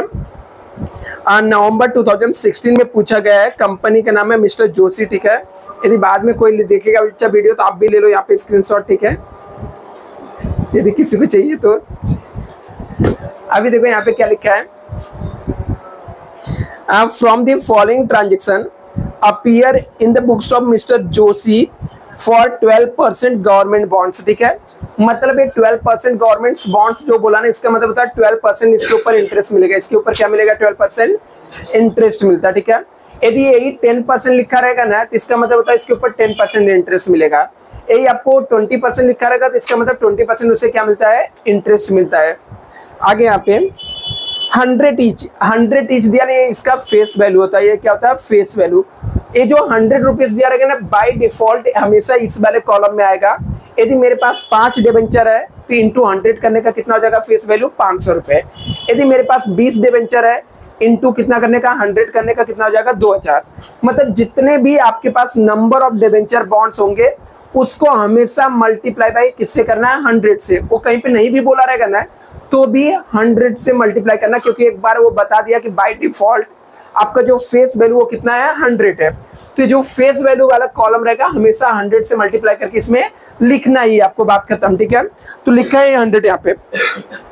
Interest is payable on 30 June and 31 दिसंबर। बोलता है इंटरेस्ट कंपनी का पेमेंट करती है 30 जून और 31 दिसंबर। और इसी डेट को हमेशा आप अपने माइंड में बैठा के रखना कि कंपनी कब इंटरेस्ट देती है। ठीक है, हमेशा के लिए आपको जो डेट याद रहना चाहिए वो ये डेट रहना चाहिए कि कंपनी कब आपको इंटरेस्ट पे करती है। ठीक है, जैसे यहाँ पे कितने परसेंट वाला डिवेंचर है? 12%। तो मैं यहाँ पे लिख देता हूँ 12% गवर्नमेंट बॉन्ड्स अकाउंट। ठीक है, इंटरेस्ट आ जाएगा। इंटरेस्ट का डेट है 30 जून एंड 31 दिसंबर। ये मैं यहाँ पे लिख लिया कि हमको याद रखना है ये डेट। हमेशा आपको क्या करना है? याद रखना कि कंपनी जब भी इंटरेस्ट देगी, मतलब इसकी 2 एंट्री तो क्रेडिट साइड में कंफर्म आएगी। ठीक है, ये इंटरेस्ट जब कंपनी देगी तब तक कहाँ पे आएगा? क्रेडिट साइड में आएगा। और 2 बार आपने सही इंटरेस्ट निकाल के लिख दिया तो इसके 2 एंट्री के आपको मार्क्स मिल जाएंगे। ठीक है, तो 2 एंट्री कंफर्म एक क्रेडिट साइड में आने वाली इंटरेस्ट का, वो डेट आपको याद रखना है। इसके बाद नीचे लिखा 1/4/2015 को 2400 नंबर ऑफ बॉन्ड्स है ओपनिंग बैलेंस। ये आपका ओपनिंग बैलेंस दिया है। मैंने बताया तो ओपनिंग बैलेंस कहाँ पे आएगा? आपका डेबिट साइड में आएगा। जाके ओपनिंग बैलेंस लिखेंगे। 2000 कितना बोला हमको? 2400 डिबेंचर है। मैंने बोला तो बाय डिफॉल्ट 100 से मल्टीप्लाई कर देंगे। ठीक है, तो 2400 इंटू 100 करेंगे। जो अमाउंट आएगा वो कहाँ पे लिख देने का? फेस वैल्यू में लिख देने का। और उसका कॉस्ट का अमाउंट दिया 2,28,000 दिया, तो अमाउंट में कितना लिख देंगे? 2,28,000 लिख देंगे। इंटरेस्ट निकाल के लिख दिया तो इसके भी मार्क्स आपको मिल जाएंगे यहाँ पर। इसके बाद लिखा 1/6/2025 को 900 हम लोगों ने क्या किया? सोल्ड किया है। सोल्ड किया तो क्रेडिट साइड में आएगा बाय कैश बैंक लिखने का। जितना बेचा उस जितने डिवेंचर बेचे मल्टीप्लाई 100 करके फेस वैल्यू में लिख देना। उसके जो अमाउंट रहेंगे वो लिखेंगे तो हमको सेल का भी एंट्री का मार्क्स मिल जाएगा। लेकिन जैसे ही सेल आएगा तो हमको प्रॉफिट एंड लॉस कैलकुलेट करना पड़ेगा। यदि हमने प्रॉफिट एंड लॉस कैलकुलेट करके सही लिख दिया तो 2 मार्क्स एक्स्ट्रा और मिल जाएंगे। मतलब एक सेल्स की एंट्री पे 3 मार्क्स आपको मिल जाएंगे, बट वो आपको प्रॉफिट एंड लॉस निकाल के लिखना पड़ेगा। ठीक है, तो यहाँ पर हमारा सेल्स का एंट्री दिया है। इसके बाद हमको नेक्स्ट दिया है 1/9 को हम लोगों ने 2100 परचेस किया तो डेबिट साइड में टू कैश बैंक लिखने का। वापस उसने 1/12/2015 को वापस से परचेस किया तो डेबिट साइड में कैश बैंक लिखने का। 1/2/2016 को उसने सोल्ड किया तो क्रेडिट साइड में बाय कैश बैंक लिखने का। मतलब पूरे चैप्टर भर में सिर्फ कैश बैंक परचेस और सोल्ड आता है। परचेस किया तो डेबिट साइड में कैश बैंक, सेल किया तो क्रेडिट साइड में लिखने का। जितना एंट्री आप राइट लिखोगे उतने के आपको मार्क्स क्या होंगे? मिलते जाएंगे। यदि आपने एक सेल्स का एंट्री राइट किया तो 1.5 मार्क्स आपके सेल्स की एंट्री का 1.5 मार्क्स मिलेगा, प्लस आपके 2 मार्क्स वर्किंग नोट बना के प्रॉफिट एंड लॉस निकाल के, मतलब 3.5 मार्क्स। 2 आपने सेल्स का एंट्री राइट किया तो 7 मार्क्स तो इधर ही हो जाएगा। 2 आपने परचेस का किया तो 3 मार्क्स हो गया, 7 3 10 मार्क्स हो जाएगा। ओपनिंग का आपको 1.5 मार्क्स मिल जाएगा, क्लोजिंग करने का 2 मार्क्स मिल जाएगा, प्लस आपने टैली वाली किया तो आपको 18-20 मार्क्स आपको मिल जाएंगे। 2 मार्क्स एंट्री के इंटरेस्ट के रहेंगे। तो ये पूरा मार्क्स का बाइफर्केशन है। अभी आपको क्या करना है? नीचे एक टाइमलाइन बना लेने का। अभी ये टाइमलाइन क्या होता है? चीजों को ना हम लोग भूल ना जाए कि कौन सी एंट्री के बाद कौन सा एंट्री मारना है। उसके लिए सिर्फ हम लोग लिखते हैं इसको सिस्टमेटिक। जैसे हमारा स्टार्टिंग कब हो रहा है? 1 अप्रैल को। ओपनिंग मोस्टली कब होगा? 1 अप्रैल को ही होगा। अभी देखने का 1 अप्रैल के बाद अगला ट्रांजेक्शन कब का है? तो 1 अप्रैल के बाद अगला ट्रांजेक्शन कब दिख रहा है? 1 जून को। ठीक है, दिख रहा है सबको डेट? तो 1 जून को हमने क्या किया है? सोल्ड किया है। अभी ये नीचे जो मैं लिख रहा हूँ, ये जो टाइमलाइन बना रहा हूँ, ये कुछ स्पेशल नहीं। इसको देख के आप लोग टेंशन में मत आना कि सर ये क्या बना रहे हैं। ये सिर्फ हम लोग क्या कर रहे हैं? लाइन से लिख रहे हैं डेट की। हम लोग भूल ना जाए इसके अंदर लिखना है। ये नहीं भी लिखोगे तो भी चलेगा, बट आपका ट्रांजेक्शन डेट वाइज आना चाहिए। मतलब आप सब ट्रांजेक्शन की एंट्री इसके अंदर कर दो सिस्टमेटिक, इसलिए हम लोग बनाते हैं। जैसे अगला डेट इसमें क्या दिया है? सितंबर, लेकिन सितंबर नहीं लिखेंगे इसलिए हम लोग बना रहे हैं। ठीक है, क्यों? क्योंकि मुझे पता है कि 30 जून को इंटरेस्ट मिलेगा। क्या मिलेगा? 30 जून को इंटरेस्ट। तो आपको यहाँ पर जाके लिख देना है 30 जून इंटरेस्ट का डेट है, मतलब 30/6 को हमको क्या मिल जाएगा, इंटरेस्ट मिलेगा। इसके बाद सितंबर का आ जाएगा। 1/9 को हम लोगों ने क्या किया है, 1/9 को परचेस किया। नेक्स्ट 1/12 को क्या किया, परचेस किया वापस से। नेक्स्ट अभी देखो यहाँ पे 31 दिसंबर का इंटरेस्ट आ जाएगा। नेक्स्ट 1 फेब को क्या किया, सोल्ड किया। और 31 मार्च को क्या हो जाएगा, ये आपको इतनी एंट्री पोस्ट करना है। 1 2 3 4 5 6 7 8 एंट्री है। 1.5 मार्क्स या 2 मार्क्स आपको मिलेंगे, 16 मार्क्स। बाकी आपको टैली करने का, बाकी सब कैलकुलेशन के 2-4 मार्क्स होते हैं। तो इसमें से जितना एंट्री आप राइट एंट्री पोस्टिंग करोगे उतने मार्क्स आपके काउंट होते जाएंगे, मिलते जाएंगे। अभी करना क्या आपको, सबसे पहला सब लोग बोर्ड पे देखना बच्चा, एक सम भी सीख गए ना, तो जो दूसरा सम आपके एग्जाम में आने वाला उसमें कुछ बहुत बड़ा चेंजेस नहीं रहेगा। सिर्फ उसमें यहाँ पर 4 एंट्री दिया, बहुत ज्यादा उसके अंदर 6 एंट्री दे सकता है परचेस सेल्स का, मतलब 2 एंट्री और बढ़ा देगा। डेट आगे पीछे कर सकता है, ठीक है। इंटरेस्ट का डेट इसमें 30 जून दिया तो 31 दिसंबर है, उसमें 1 अप्रैल कर सकता है या कोई और मंथ कर सकता है। चेंजेस यही होगा। एक सम भी आपको आता है, आपको पता है क्या चेंज हो सकता है, तो आपको समझ जाओ पूरा चैप्टर आपको आता है। कोई जरूरी नहीं आपको 25 सम सॉल्व करने के लिए, एक सम भी यदि सही से आता तो। अभी यहाँ पे 1 अप्रैल को ओपनिंग है ना, तो 1 अप्रैल को डेबिट साइड में लिखने, कहाँ पे लिखने का, डेबिट साइड में। यहाँ पे हम लोग लिखेंगे 1 अप्रैल, कौन सा ईयर है, 2015 है। यहाँ पे लिखने का टू बैलेंस ब्रॉड डाउन लिखने, क्या लिखने का, ब्रॉड डाउन, ठीक है। अभी यहाँ पे देखो ये जो अमाउंट का कॉलम है सब कौन सा है, अमाउंट का है। तो यहाँ पर आपको लिखा है कि हमारे पास 1500 डिबेंचर है। कितना, 1500। ये आपको नंबर दिया, ठीक है, फेस वैल्यू नहीं दिया। क्या दिया है, नंबर दिया, क्योंकि उसके बाजू में रुपीस के चिन्ह सिंबल नहीं मारा है। कभी कभी आपको डायरेक्टली रुपीस में भी दिया रहता है, ठीक है। अच्छा मैंने रॉन्ग पढ़ा, ठीक है। 2400 दिया, ठीक है। सर मैं ऊपर वाला क्वेश्चन देख लिया, ठीक है। 2400 दिया हुआ, ठीक है। 2400 बॉन्ड्स दिया, मतलब वो नंबर में लिखा, नंबर ऑफ बॉन्ड्स लिखा। कभी कभी ना वो फेस वैल्यू भी देते, ठीक है, ऐसा नहीं नहीं देते। जब आपको डायरेक्टली फेस वैल्यू दिया रहेगा तो डायरेक्टली उठा के इसके यहाँ पर लिख देने का। आपको आज डायरेक्टली फेस वैल्यू नहीं दिया ना, तो 2400 नंबर दिया ना, उसको मल्टीप्लाई बाई 100 करने का। कितने करने का, 100 से मल्टीप्लाई करके लिख देने का। तो अमाउंट आ जाएगा कितना, 2,40,000। अभी देखो आगे अमाउंट लिखा कि कॉस्ट ऑफ रुपीज 2,28,000 है, तो अमाउंट के कॉलम में जाएंगे 2,28,000 लिख देंगे। अभी यहाँ पे देखना बच्चा सब लोग, ए एंट्री हो गया, ठीक है। लेकिन मैंने बोला बाय डिफॉल्ट क्या करने का, जितनी बार भी ट्रांजैक्शन आएगा ना, हर बार इंटरेस्ट कैलकुलेट करने, क्या करने का, इंटरेस्ट कैलकुलेट करने का। क्योंकि कंपनी तो 2 बार देती, बट हम लोग जिसके साथ खरीदते बेचते ना, उसके साथ हमारा इंटरेस्ट का ट्रांजैक्शन हमेशा होते रहता है। तो यहाँ पे क्या करेंगे हम लोग, इंटरेस्ट निकालेंगे। याद रखना इंटरेस्ट निकालने का एक फॉर्मूला, फेस वैल्यू लेने का, परसेंटेज ऑफ इंटरेस्ट लेने का, इनटू करने का पीरियड ऑफ होल्ड, मतलब कितने समय तक हम लोग ने लेके रखा था, ठीक है। कैसे निकालने का, अभी देखो फर्स्ट डेट क्या है, 1 अप्रैल का निकालना है हम लोग। कब का निकालना है, 1 अप्रैल का। कैसे निकालने का, इसका फेस वैल्यू कितना, 2,40,000 है। कितने परसेंट वाला गवर्नमेंट बॉन्ड्स है, 12% इंटू 12 हो जाएगा परसेंट। अभी पीरियड, इसमें सिर्फ टाइम का इंपॉर्टेंट है बच्चा। यदि आपको ये समझ में आ गया ना कैसे निकालते कितने मंथ्स का, तो समझ जाओ इंटरेस्ट निकालने का भैया आपका टेंशन खत्म, सब इंटरेस्ट का आपका इंटरेस्ट निकाल सकते हो। पीरियड ऑफ होल्ड मतलब होता है कि जो पर्सन खरीद बेच रहा है ना, उसके पास कितने टाइम तक डिबेंचर था। तो कंपनी 2 बार इंटरेस्ट देती है, 30 जून का और 31 दिसंबर। तो अभी यहाँ पे 1 अप्रैल है ना, देखने का इसके पहले कंपनी ने इंटरेस्ट कब दिया था, मतलब अप्रैल से पहले कंपनी ने कब इंटरेस्ट दिया रहेगा, कंपनी ने कब दिया रहेगा, ठीक है। दूसरा किसी ने नहीं सोचने का। कंपनी अपने माइंड में बैठा लो कि कंपनी 2 ही बार इंटरेस्ट देती है, या तो 30 जून को देगी या तो क्या देगी, 31 दिसंबर को। तो अप्रैल के पहले क्या आता है, दिसंबर आता है, जून आता है, दिसंबर। इसका मतलब कंपनी ने लास्ट टाइम जो इंटरेस्ट दिया रहेगा ना, वो कब दिया रहेगा, दिसंबर में दिया रहेगा। और दिसंबर से अप्रैल कितने मंथ्स होते हैं, 3 मंथ्स होते हैं, ठीक है।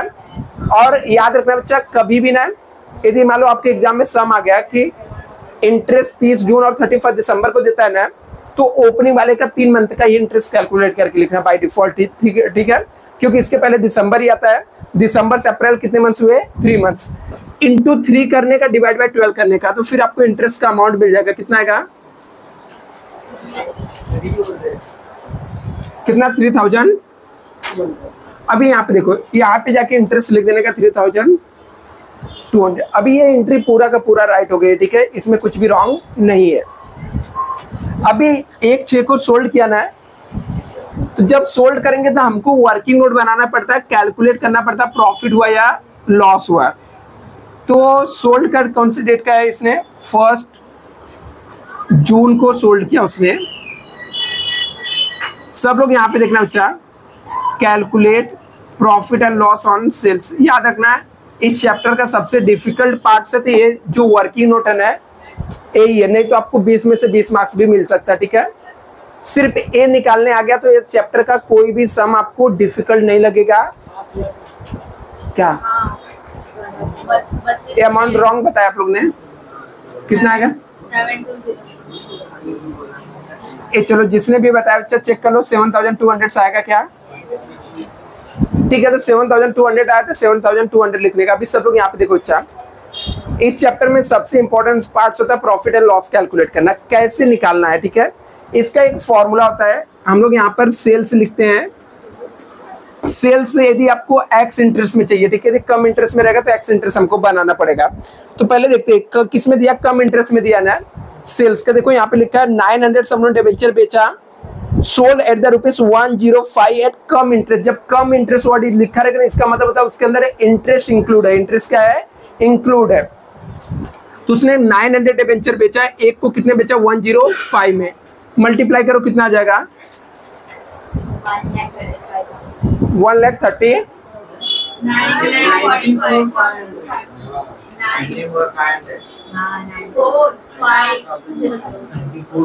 हाँ, ये सब लोग इधर पे देखना, अच्छा बोर्ड पे सब लोग देखना। अभी इसको हम लोग बोलते हैं ये आपको क्या दिया है? कम इंटरेस्ट दिया है। याद रखना बच्चा, यदि सब में कभी भी ये एक्स इंटरेस्ट दिया रहेगा ना, तो इसमें प्लस माइनस कुछ नहीं करने का, ठीक है, डायरेक्टली लेस कॉस्ट कर देने का। बट एक कम इंटरेस्ट दिया, इसका मतलब होता है इसके अंदर इंटरेस्ट इंक्लूड है, तो उसे आपको पहले एक्सक्लूड करना पड़ेगा। मैं क्या बोल रहा हूँ, इस चैप्टर में सबसे डिफिकल्ट यही है। यदि आपको ये समझा तो ये मैंने क्या किया, 900 बेचा, 105 में दिया तो मल्टीप्लाई किया, लिख दिया, और देखा उसके सामने कम इंटरेस्ट लिखा तो इसमें मैंने क्या लिख दिया? कम इंटरेस्ट लिखा। अभी इसमें से लेस करने का इंटरेस्ट, क्या लेस करने का? और ये इंटरेस्ट तभी लेस करने का जब एक कम इंटरेस्ट लिखा रहेगा, तो यदि एक्स इंटरेस्ट लिखा रहेगा तो नहीं लेस करने का, ठीक है। तो कम इंटरेस्ट लिखा तो इसलिए इंटरेस्ट लेस कर। और याद रखना चाहिए इंटरेस्ट हमेशा फेस वैल्यू पे निकालते हैं। किसके ऊपर निकालते हैं? फेस वैल्यू पे, ठीक है। 900 डिबेंचर बेच रहा हूँ, एक का फेस वैल्यू 100 रुपए है, 900 इंटू 100 करेंगे कितना हो जाएगा? 90,000 हो जाएगा। इंटू करेंगे परसेंटेज चाहिए, कितना परसेंट वाला डिबेंचर हमारा? 12% वाला है। मैंने बोला था पीरियड ऑफ होल्ड, कितने समय तक हम लोगों ने होल्ड करके रखा था, तो ये डेट क्या है? 1 जून का है। इसके पहले कंपनी ने कब इंटरेस्ट दिया था? दिसंबर में दिया था ना। कंपनी तो 2 ही बार देती है, या तो जून में देगी या तो दिसंबर में। जून तो अभी आने वाला है, 30 जून तो आने वाला है। इसका मतलब होता है इससे पहले कंपनी ने इंटरेस्ट कब दिया था? दिसंबर में। तो दिसंबर से लेकर 1 जून तक कितने मंथ हुए? 5 मंथ हुए। जैन, फेब, मार्च, अप्रैल, मई। क्योंकि वो 1 जून है इसलिए जून को हम लोग मंथ काउंट नहीं कर रहे, ठीक है। 5 हुआ तो इंटू 5 डिवाइड बाई 12 करने का 4,500। तो 94,500 में से 4,500 माइनस कर देंगे, कितना हो जाएगा? और इसको हम लोग क्या बोलते हैं? X interest. अभी मान लो आपको सम में डायरेक्टली एक्स इंटरेस्ट दिया रहेगा, तो प्रॉफिट एंड लॉस कैलकुलेट करने के लिए ये ऊपर वाला पार्ट इतना नहीं करना रहेगा, डायरेक्टली इसके बाद से चालू करने का। एक्स इंटरेस्ट दिया रहेगा तो इसमें से लेस करने का कॉस्ट। और इस चैप्टर में एक ही फॉर्मूला है कॉस्ट का, अमाउंट लेने का, डेबिट में से क्रेडिट वाले अमाउंट को क्या करने का? माइनस करने का, divide by face value debit minus credit into face value of sold. अभी सब लोग यहाँ पे देखेंगे बच्चा, ये सबसे इंपॉर्टेंट पार्ट है, ठीक है। अमाउंट डेबिट का मतलब होता है ये डेबिट वाले कॉलम में जाने का, इसके अमाउंट का टोटल लेने का था। अमाउंट में एक ही अमाउंट दिया 2,28,000, 2,28,000 है। अभी सेल्स का एंट्री इसके अंदर पुट करने से पहले ये वर्किंग नोट बना लेने का, ठीक है। 2,28,000 है। क्रेडिट साइड में कोई अमाउंट दिया क्या? नहीं, नील है। अभी यहाँ पे देखो, मैं इसको रब कर देता हूँ यहाँ पे थोड़ा। अभी यहाँ पर फेस वैल्यू डेबिट साइड के फेस वैल्यू कितना? 2,40,000। तो 2,40,000 लिखेंगे, माइनस क्रेडिट साइड में कुछ है क्या फेस वैल्यू? नहीं, नील है। Into face value of sold, मैंने कितना 900 बेचा ना, एक का फेस वैल्यू 100 था तो 90,000 हो गया। अभी इसको सॉल्व करने का कैलकुलेटर में 2,28,000 को 2,40,000 से डिवाइड करो, इंटू 90,000, 85,000। अभी सब लोग यहाँ पे बहुत अच्छे से देखेंगे, 90,000 का चीज है, उसको मैंने 85,500 का कॉस्ट था, उसको 90,000 में मैंने बेचा, तो प्रॉफिट हुआ लॉस? प्रॉफिट हुआ ना। 85,500 का था और उसको 90,000 में बेच दिया, क्या हो जाएगा? प्रॉफिट। कितने का प्रॉफिट होगा? 4,500। इतना कर लिए तो समझ आप 3 मार्क्स आपके फिक्स इधर ही हो जाते, ठीक है। कैसे? अभी मैंने सेल्स किया तो 16 को जब सोल्ड करेंगे तो क्रेडिट साइड में जाके इसका एंट्री पास कर देंगे, बाई कैश और बैंक, ब्रैकेट में लिखेंगे सेल्स। अभी देखो कितना बेचा, 900 बेचा, इंटू 100 करके तो 90,000 इसका फेस वैल्यू हो गया। इसका इंटरेस्ट हम लोगों ने कैलकुलेट किया था, कितना आया था? 4,500। कहाँ से आया? वर्किंग नोट से, ठीक है। इसका एक्स इंटरेस्ट का वैल्यू कितना था? 90,000। अभी बेच के प्रॉफिट हुआ ना, तो डेबिट साइड में लिखने, कहाँ पे लिखने का? डेबिट साइड में। कोई है क्या? बेच के प्रॉफिट हुआ तो डेबिट साइड में लिखेंगे। कौन से डेट को? 1 जून को। 1 जून को यहाँ पे लिखेंगे to profit and loss, bracket में लिख देने का प्रॉफिट ऑन सेल्स। याद रखना, प्रॉफिट हुआ बेच के तो डेबिट साइड में लिखने का, लॉस हुआ तो कहाँ पे लिखने का? Credit side. और अमाउंट वाले कॉलम में लिख देने का 4,500। अभी इतना यदि आपको समझ में आ गया तो समझ जाने का 80% ये चैप्टर समझ में आ गया, क्योंकि अपने को यही मेन हर एक सब जब सोल्ड होगा तब यही कैलकुलेट करना होगा, और हर एक सम के अंदर 2 बार आपको सोल्ड आएगा ही आएगा, और तो 2 बार आपको ऐसे बना के निकालना रहेगा। ये चैप्टर में डिफिकल्ट से डिफिकल्ट पार्ट यही होता है, बाकी चीजें सब एकदम सिंपल होती है। अभी इसके बाद इसे कॉपी करो, इससे मुझे रब करना पड़ेगा, ठीक है। इतना कॉपी करो, बोलो बच्चा, आजा आजा। अभी मैं इसको रब करता हूँ।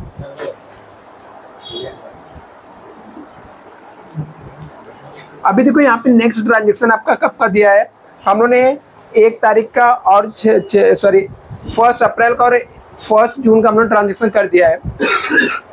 अभी ये जो 30 जून रहेगा, याद रखना जब भी सेल्स का ट्रांजेक्शन आएगा पहले वर्किंग नोट बनाना, उसके बाद इसके अंदर पोस्टिंग करना, ठीक है। मान लो वर्किंग नोट आपका रॉन्ग हो गया, फिर भी ये सेल्स का आपका एंट्री क्या हो सकता है? राइट हो सकता है, ठीक है। तो वर्किंग नोट रॉन्ग होने से सिर्फ आपका क्या रॉन्ग होगा? ये प्रॉफिट एंड लॉस जो आया ना, ये प्रॉफिट एंड लॉस का अमाउंट रॉन्ग हो सकता है, ठीक है। बट ट्राई करने का कि राइट हो जाए। नहीं हुआ तो ज्यादा आपका कुछ लॉस नहीं होगा, सिर्फ ये अमाउंट रॉन्ग आएगा, बाकी ये सब अमाउंट क्या आ गया आपका? राइट आएगा। यहाँ पर 30 जून को हमको इंटरेस्ट मिलेगा, तो इंटरेस्ट कंपनी देती है, हमारे लिए क्या होता है? इनकम होता है, इसलिए इसको क्रेडिट साइड में लिखने, कहाँ पे लिखने का? क्रेडिट साइड में लिखने का।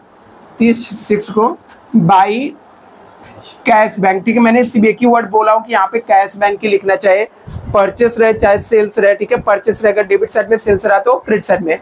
इंटरेस्ट मिला तो क्रेडिट साइड में क्या लिखने का? By cash bank. यहाँ पे लिखने का इंटरेस्ट। अभी यहाँ पे देखो हम लोग परचेस होल्ड नहीं कर रहे हैं, जब परचेस होल्ड नहीं करेंगे तो सिर्फ और सिर्फ इंटरेस्ट वाले कॉलम में अमाउंट आएगा, तो इसका इंटरेस्ट निकालना पड़ेगा। 30 जून को हमको कंपनी क्या देने वाली है? इंटरेस्ट देगी।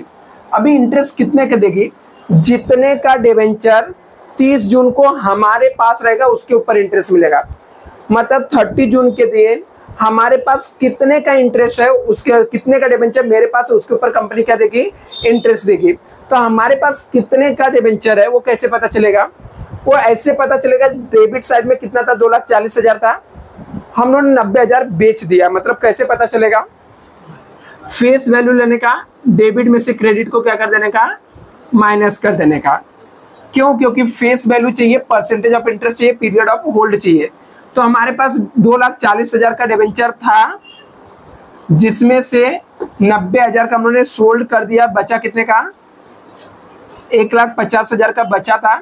इसके ऊपर मुझे कंपनी क्या देगी? इंटरेस्ट देगी। कितना परसेंट देगी? 12% इंटरेस्ट देगी। कितने मंथ्स का देगी? लास्ट टाइम इंटरेस्ट कब मिला था? 30 जून के पहले इंटरेस्ट कब मिला था? दिसंबर। दिसंबर से जून कितने मंथ्स हुए? 6 महीने हुए। अच्छा ठीक है, कैलकुलेट करो कितना आएगा? 9,000 आएगा। इंटरेस्ट वाले कॉलम में 9,000 लिख देने का। इतना ये 9,000 यहाँ पे लिख दिया, समझ जाओ आधा प्रॉब्लम आपके ए बी एंट्री के मार्क्स आपको मिल जाएंगे। ठीक है, सिर्फ सेल्स के टाइम ही आपको ज्यादा सा ये वर्किंग नोट बाकी करना रहता है, बाकी तो आपको सिंपल रहता है। जैसे अभी 1/9 को परचेस किया ना, तो 1/9 को डेबिट साइड में जाएंगे, 2015 लिखेंगे टू कैश और बैंक,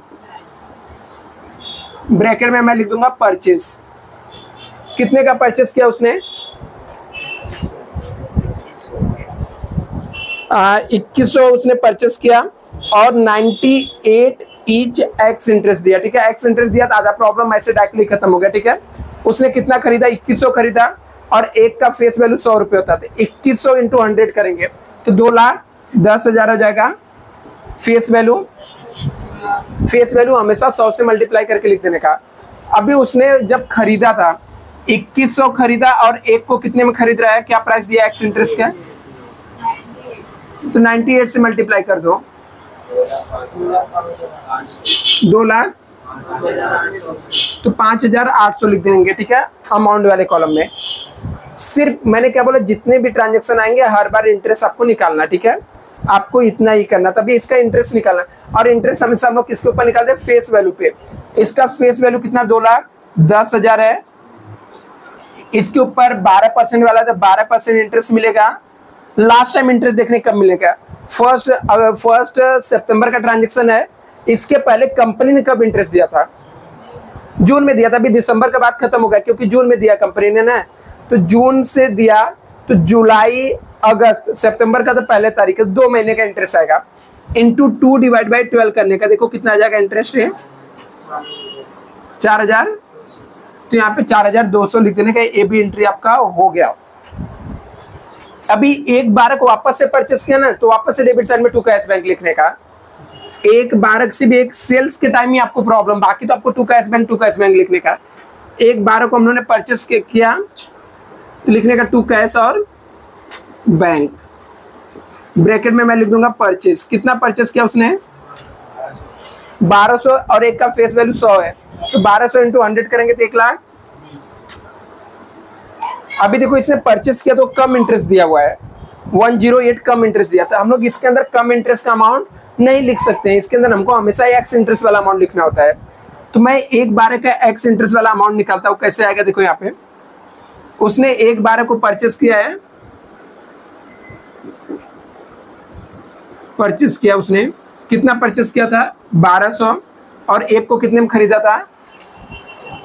108 में ना, मल्टीप्लाई करो कितना आएगा?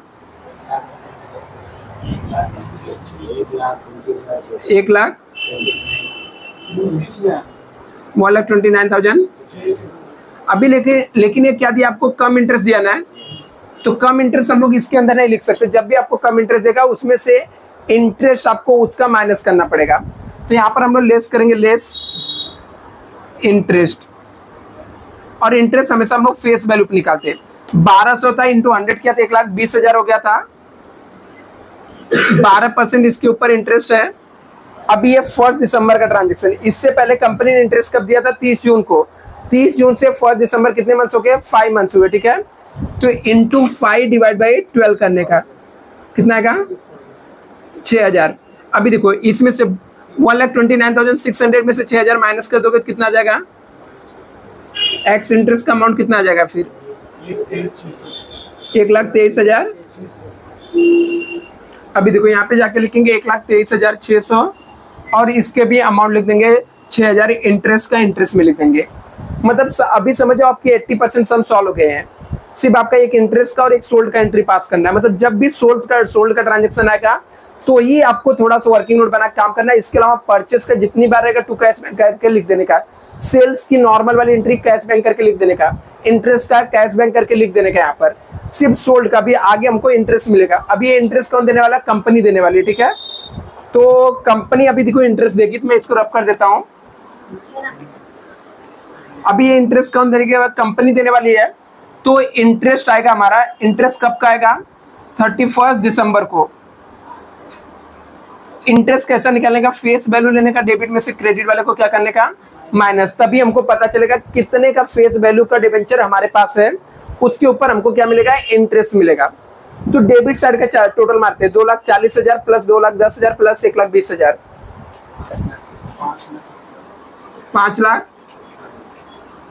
5,70,000 में से माइनस करेंगे। क्रेडिट साइड का कितना अमाउंट है, 90,000 है ना, नहीं 90,000 नहीं है, हाँ 90,000 है बराबर। कितना आएगा, 4,80,000। इसके ऊपर 12% इंटरेस्ट आएगा। लास्ट टाइम इंटरेस्ट जून में मिला था, जून से दिसंबर 6 मंथ हो गया, जून से दिसंबर कितने मंथ हो गए, 6 मंथ हो जाएंगे। कैलकुलेट करो कितना आ जाएगा इंटरेस्ट, कितना, इतना आएगा 28,800। ये सब लोग यहाँ पे देखना। अभी मुझे 28,800 मुझे क्या मिलने वाला है, इंटरेस्ट मिलने वाला है। तो इंटरेस्ट हमारे लिए क्या रहेगा, इनकम रहेगा। इनकम रहेगा तो क्रेडिट साइड में जाके लिखने का 31 दिसंबर बाई कैश और बैंक, ब्रैकेट में क्या लिख देने का, इंटरेस्ट आएगा तो परचेज सेल्स कॉस्ट में कुछ नहीं आएगा, डायरेक्टली 28,800 आ जाएगा। इससे कॉपी कर लो। इसके बाद हमारा एक सोल्ड का एंट्री, बस इसके बाद सम सिर्फ टैली करना बाकी रहेगा। क्या हुआ, नहीं वो तो बच्चा सेल्स कर दे तो नहीं, यहाँ पे सिर्फ हमको इंटरेस्ट निकालना है। तो इंटरेस्ट हमको कितना मिलेगा, जितने का डिबेंचर हमारे पास रहेगा। हमारे पास स्टार्टिंग में 2,40,000 का था, हम लोगों ने 2,10,000 का और खरीदा, 1,20,000 का और खरीदा। टोटल मिला के हमारे पास 5,70,000 का आया था, जिसमें से मैंने 90,000 का बेच दिया था। तो हमारे पास जो बचा रहेगा 4,80,000 बचा, तो उसके ऊपर कंपनी 12% मुझे क्या देगी, इंटरेस्ट देगी। इसे जल्दी से कॉपी करो। वो शेयर्स वाला रहता है बच्चा, दूसरा टाइप का सम होता है बच्चा। इसके बाद हम लोग यहाँ पर क्या करेंगे, सेल्स का एक एंट्री है। सेल्स का एंट्री कौन सी डेट को है, 1 फेब को है। तभी जैसे ही सोल्ड की बात आएगी, इतना तो पता है कि सेल की एंट्री क्रेडिट साइड में आएगी, बाय कैश बैंक करके उसका अमाउंट लिखना है। लेकिन हमको उसका वर्किंग नोट बना के एक प्रॉफिट एंड लॉस निकालना रहता है। तो जैसे ही सेल्स आएगा तो यहाँ पे लिखेंगे हम लोग वर्किंग नोट नंबर 2, 3 जो भी रहेगा डाल देना यहाँ पे, calculate profit and loss on sales. Profit हुआ या लॉस हुआ सेल करके वो आपको कैलकुलेट करना है। कब का, 1 फेब 2016 का। तो हम लोग यहाँ पे लिखेंगे सेल्स। देखो कितना हम लोगों ने सोल्ड किया है, 2,700 डिबेंचर या बॉन्ड सोल्ड किया है। 97 ईच एक्स इंटरेस्ट दिया, एक्स इंटरेस्ट दिया तो डायरेक्टली हमारा काम हो जाएगा, ठीक है। तो कितना सोल्ड किया उसने, 2,700, और एक को कितने में सोल्ड किया, 97 में। तो 2,700 इंटू 97 करोगे कितना आ जाएगा, 2,61,900। ये आपका आ गया यहाँ पे, ठीक है। अभी इसमें से लेस करेंगे हम लोग कॉस्ट। अभी इसमें से इंटरेस्ट क्यों नहीं माइनस कम है, क्योंकि वो पहले से एक्स इंटरेस्ट दिया, ठीक है। जब आपको कम इंटरेस्ट दिया रहेगा तो ही इंटरेस्ट माइनस करना होता है, अदरवाइज डायरेक्टली आपको लिख देने का और उसमें से कॉस्ट। और कॉस्ट का एक फॉर्मूला मैंने बताया था, मैंने बोला था पूरे चैप्टर में एक ही फॉर्मूला है, amount debit minus credit divide by face value, debit minus credit into face value of sold. और एकदम सिंपल फॉर्मूला है। अमाउंट डेबिट मतलब डेबिट साइड में जाने के अमाउंट वाले कॉलम का टोटल मारने का। टोटल मारो, देखो कितना आता है अमाउंट वाले कॉलम का,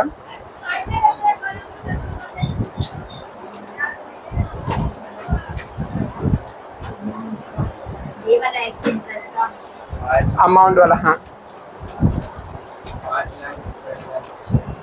5,00,000 माइनस करने का, क्रेडिट साइड का अमाउंट में एक ही अमाउंट दिया है 90,000। अभी फेस वैल्यू का डेबिट साइड का टोटल मानने का 2,40,000 प्लस 2,10,000 प्लस 1,20,000 5 लाख माइनस करेंगे क्रेडिट साइड में। क्रेडिट साइड में कितना है 90,000 है, into face value of sold 2700 debenture बेच रहे, एक का फेस वैल्यू 100 होता तो कितना हो जाएगा 2,70,000 हो जाएगा ना।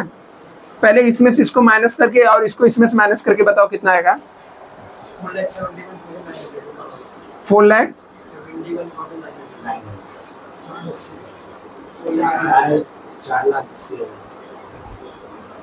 इंटू 2,70,000। अभी इसको सॉल्व कर लेने का, इसको इससे डिवाइड करो इंटू 2,70,000 करो, देखो कुछ एक अमाउंट आएगा आपका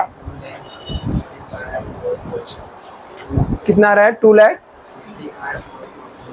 2,65,000 ऐसा। अभी देखो 2,65,444 का क्या है यहाँ पे दिया है 2,65,444 के आइटम को हमने बेच दिया 2,61,900 में, मतलब मुझे लॉस हो रहा है, ठीक है, क्योंकि इसका कॉस्ट था 2,65,000 और इसको 2,61,000 में बेचा तो लॉस हो गया। कितने का लॉस हुआ, इसमें से इसको माइनस कर दो तो लॉस पता चल जाएगा।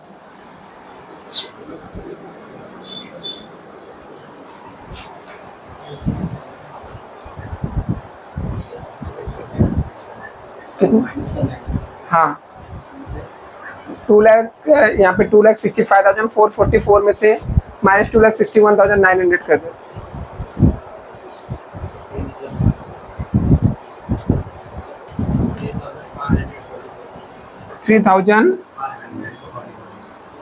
इसको जाके हम लोग लिख देंगे यहाँ पे।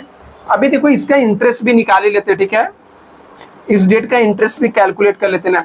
इंटरेस्ट हमेशा हम लोग फेस वैल्यू पे निकालते हैं, 2,70,000 है इसका फेस वैल्यू, इसके ऊपर 12% इंटरेस्ट आएगा और 1 मंथ का आएगा क्योंकि 1 Feb का है। लास्ट टाइम इंटरेस्ट हमको दिसंबर में मिला था तो जैन एक ही मंथ का आएगा, तो कैलकुलेट करो कितना आ जाएगा 12% एक मंथ का।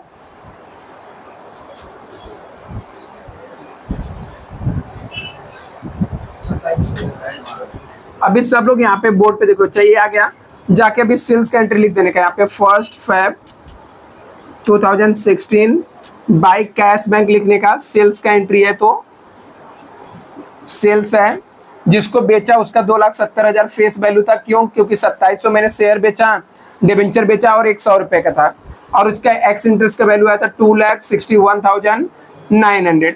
इसका इंटरेस्ट मैंने यहाँ पे निकाल लिया, कितना गया 2700, और बेच के लॉस हुआ ना तो वो भी एक क्रेडिट साइड में आएगा। 1 Feb को by profit and loss account bracket में आ जाएगा लॉस ऑन सेल्स, यहाँ पे जाके अमाउंट लिख देंगे 3,544 का लॉस हुआ है।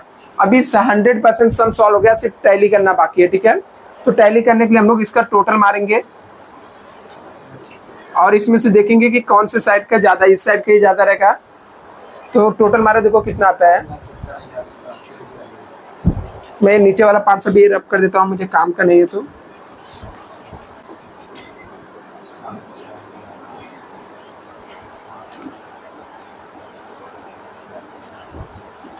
फेस वैल्यू का टोटल कितना आया 5,70,000 आया। मैं दोनों साइड लिख दूंगा 5,70,000। इसमें से इस साइड वाला माइनस कर दो, ये जो अमाउंट माइनस करके आएगा ना 31 मार्च का रहेगा 2016 का, बाय बैलेंस कैरी डाउन कितना 2 लाख। ऐसे अमाउंट वाले कॉलम का टोटल मान लो 5 लाख।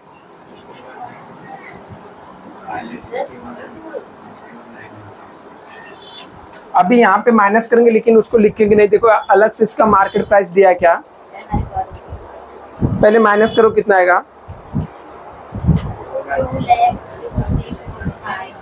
2 लाख 4।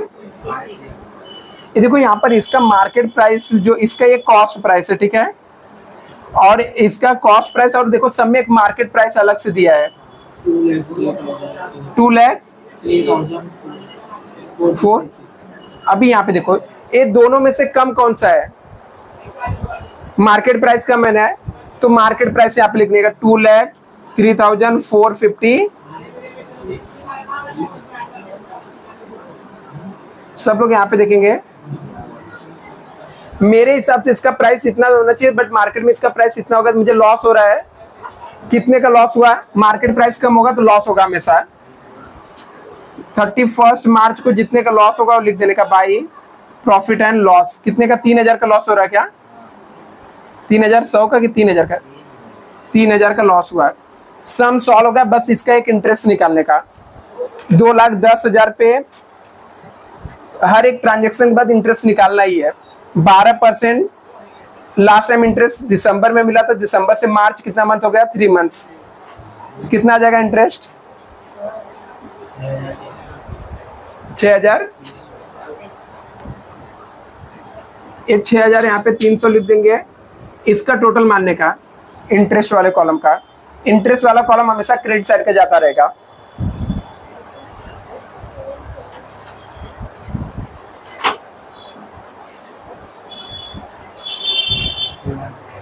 कितना, 51,000 दोनों साइड लिखने का, 51,300 70,000। इसको 31 मार्च को अभी माइनस नहीं किया तो कितना, इसको ट्रांसफर करने का to profit and loss account में। इतना कॉपी कर लो, चाहे इतना राइट रहता, आपको फुल मार्क्स मिलेंगे।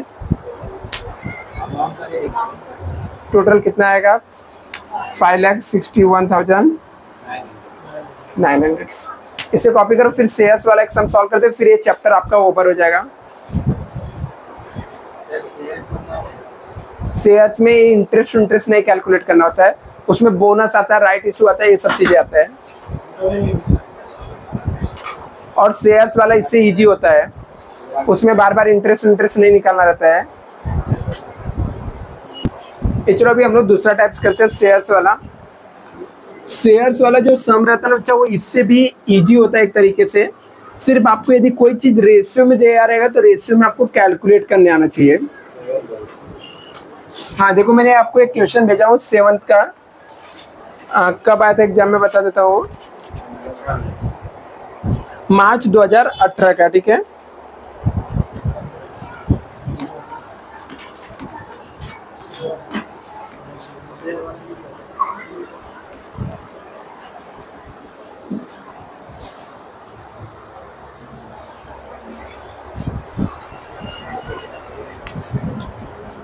इसके फॉर्मेट में थोड़ा सा बेसिक से चेंजेस कर देना आप लोग।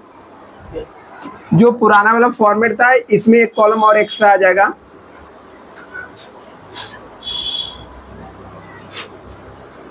यहाँ पे 3 के बजाय 4 कॉलम हम लोग डाल देंगे।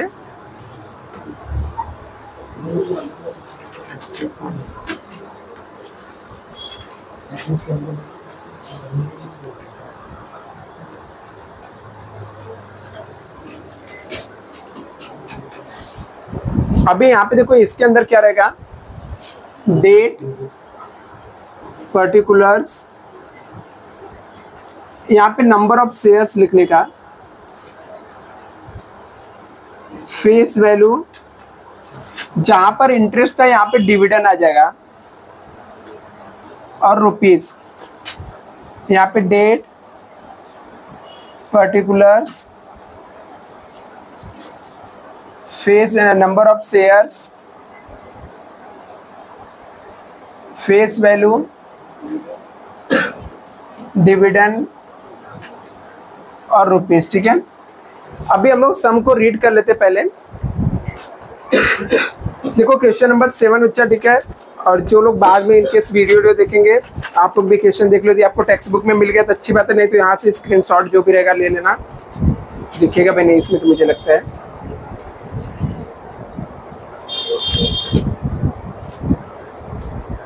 चलो ठीक है, मान लेते हैं आप लोग को दिख गया रहेगा। इसीलिए मैं इसको एफए के लेक्चर के लिए इसीलिए मैंने ऑफलाइन बुलाया, क्योंकि ना तो बोर्ड उस साइड का कवर होता है, ना क्वेश्चन लिखेगा तो फिर समझता नहीं है। कॉस्ट के क्या छोटे छोटे सम रहते हैं। अभी यहाँ पे देखो क्या लिखा है, लिखा on 1 April 2015 1000 equity share of ₹10 each. अभी 10 ईच बोला है, इसका मतलब इसका फेस वैल्यू कितना है, 10 रुपये, ठीक है। 10 ईच बोला मतलब फेस वैल्यू कितना है, 10 रुपये है, ठीक है। और XYZ लिमिटेड है, were held as a investment by Mister Narayan at the cost of ₹12,000। उसको इन्वेस्टमेंट करके रखा है कितने में, 12,000 रुपीज़ में। तो उसका कॉस्ट का वैल्यू दिया हुआ, मतलब ये अमाउंट वाले कॉलम का वैल्यू दिया हुआ है। और इसमें एक सबसे अच्छी बात शेयर्स वाले में रहता है स्टूडेंट, यहाँ पे बार बार आपको इंटरेस्ट निकालने की जरूरत नहीं रहती है। आपको बार बार ये भी नहीं दिखना रहता कितने मंथ्स का रहता है, मतलब इसमें जैसा दिया रहेगा ना, परचेस दिया, परचेस को डेबिट में लिखने का, सेल्स दिया क्रेडिट में लिखने का, ओपनिंग डेबिट में, क्लोजिंग क्रेडिट में। यहाँ पे आपको ज्यादा यदि आपको डिविडेंड दिया है तो लिखने का, नहीं दिया तो नहीं लिखने का। बोनस शेयर्स दिया रहेगा डेबिट साइड में लिखना, राइट इशू दिया रहेगा तो डेबिट साइड में लिखना, बस इतना ही ये चैप्टर में है। मतलब इसमें यदि शेयर्स वाला है तो डिफिकल्ट नहीं, उल्टा सिंपल होता है, ठीक है। यहाँ पे बहुत सारी चीजें आपको इजी हो जाएंगी। देखो यहाँ पे क्या लिखा आगे, were held at the investment by Narayan at a cost of ₹, question भेजा हूँ अच्छा ग्रुप में मैंने। आप बोलते हैं यहाँ पे नारायण आया ना कोई क्वेश्चन, हाँ देखो यहाँ पे क्या लिखा है, 1 April 2015 1000 equity shares of ₹10 each of XYZ limited were held as a investment by Mister Narayan at a cost of ₹12,000। कितने का है, 12,000 का है। आगे लिखा on 30 April 2015 he purchase 1000 such equity share of ₹20 per share, ठीक है। यहाँ पे 30 अप्रैल 2015 को परचेस किया उसने, कितना है, 1000 इक्विटी शेयर परचेस किया, और एक को कितने में खरीदा, 20 रुपए में। वापस लिखा 10 मई 2015 company declare bonus share declare किया in the ratio of 1 share for every 2 share held. Company 1 share देगी यदि आपके पास 2 शेयर रहेगा, ठीक है। 2 शेयर के बदले में 1 शेयर आपको बोनस शेयर से मिलेगा। आगे लिखा on 1 June 2015 company made right issue in the ratio of 1 share for every 5 share held ₹8 payment 22 पर शेयर। बोलता है यहाँ पर कंपनी राइट शेयर भी देने वाली है आपको। रेशियो कितना है, 1 शेयर फॉर एवरी 5 शेयर है। यदि आपके पास 5 शेयर रहेगा तो कंपनी आपको राइट शेयर कितना देगी, 1 देगी। याद रखना राइट शेयर में ऑप्शन भी रहता है, आप राइट शेयर्स को खरीद भी सकते हो और किसी और को भी बेच सकते हो। तो जो हम लोग खुद खरीदेंगे उसकी एंट्री इसके अंदर आएगी। यदि हमने किसी और को बेचा, सब में ऐसा दे दिया, मान लो मेरे राइट के रेशियो पूरा कैलकुलेट किया, मेरे हिस्से में 10,000 शेयर है और मैंने 3,000 किसी को बेच दिया, तो 3,000 जो बेच दिया ना उसका एंट्री इसके अंदर नहीं मानने का। जो हम लोग ने खरीदा उसकी एंट्री इसके अंदर आएगी। कैसे आएगी, जैसे परचेस की एंट्री आती है वैसे राइट इशू का डेबिट साइड में आ जाएगा, परचेस के नाम से ही, मतलब टू कैश बैंक करके लिख देने का। आगे यहाँ पे लिखा है देखो यहाँ पे लिखा Narayan subscribe 50% of the share and sold the balance right to the 2 per share. जो बाहर वाले को सोल्ड किया ना वो हमको लेना ही नहीं है, जो 50% उसने लिया वो यहाँ पर एंट्री उसकी आएगी। यहाँ पे आगे यहाँ पे लिखा है 15 नवंबर 2025 dividend was receive 2 per share for the shares for the year ending 31 मार्च 2015। बोलता 31 मार्च 2015 तक जितने भी शेयर हमारे पास रहेंगे उसके ऊपर हर एक शेयर पे 2 रुपये मुझे क्या मिलने वाला है, डिविडेंड मिलने वाला है। आगे यहाँ पे on 1 November 2015 500 such A share sold by Narayan at the ₹25 पर शेयर में बेच दिया उसने। 15 जनवरी 2016 1000 शेयर्स ऑफ रुपीज सोल्ड उसने 26 रुपये में बेच दिया। प्रिपेयर करना है equity shares in XYZ limited आपको बनाना है। तो यहाँ पे हम लोग इक्विटी शेयर्स XYZ लिमिटेड का बनाना है। याद रखना चाहिए सम आया ना आपको मान लो शेयर्स वाला, तो आपको बहुत सारी चीजें सिंपल हो जाएंगी। यहाँ पे ना आपको एक्स इंटरेस्ट देखना होता है, ना कम इंटरेस्ट देखना होता है, ना तो आपको बार बार इंटरेस्ट यहाँ पे कैलकुलेट करना होता है। सिर्फ आपको कौन सी एंट्री डेबिट साइड में आ गई, कौन सी क्रेडिट साइड में आ गई, टू कैश बैंक करके लिख देने का। सेल्स के टाइम वो वर्किंग नोट वो बनाना पड़ता है, जैसे आपने डिबेंचर के अंदर में सीखा था।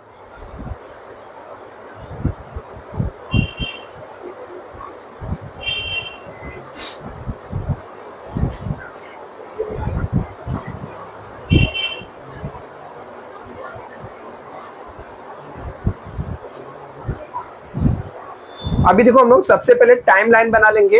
वो टाइमलाइन हमको हेल्प करेगा कि कोई भी एंट्री हम लोग भूल ना जाए और हर एक एंट्री को हम लोग ने प्रॉपर डेट से लिखेंगे। तो हमारा 1 अप्रैल को ओपनिंग रहेगा, 1 अप्रैल को हमारा क्या है, ओपनिंग है। उसके बाद एक एक करके पढ़ते जाने का।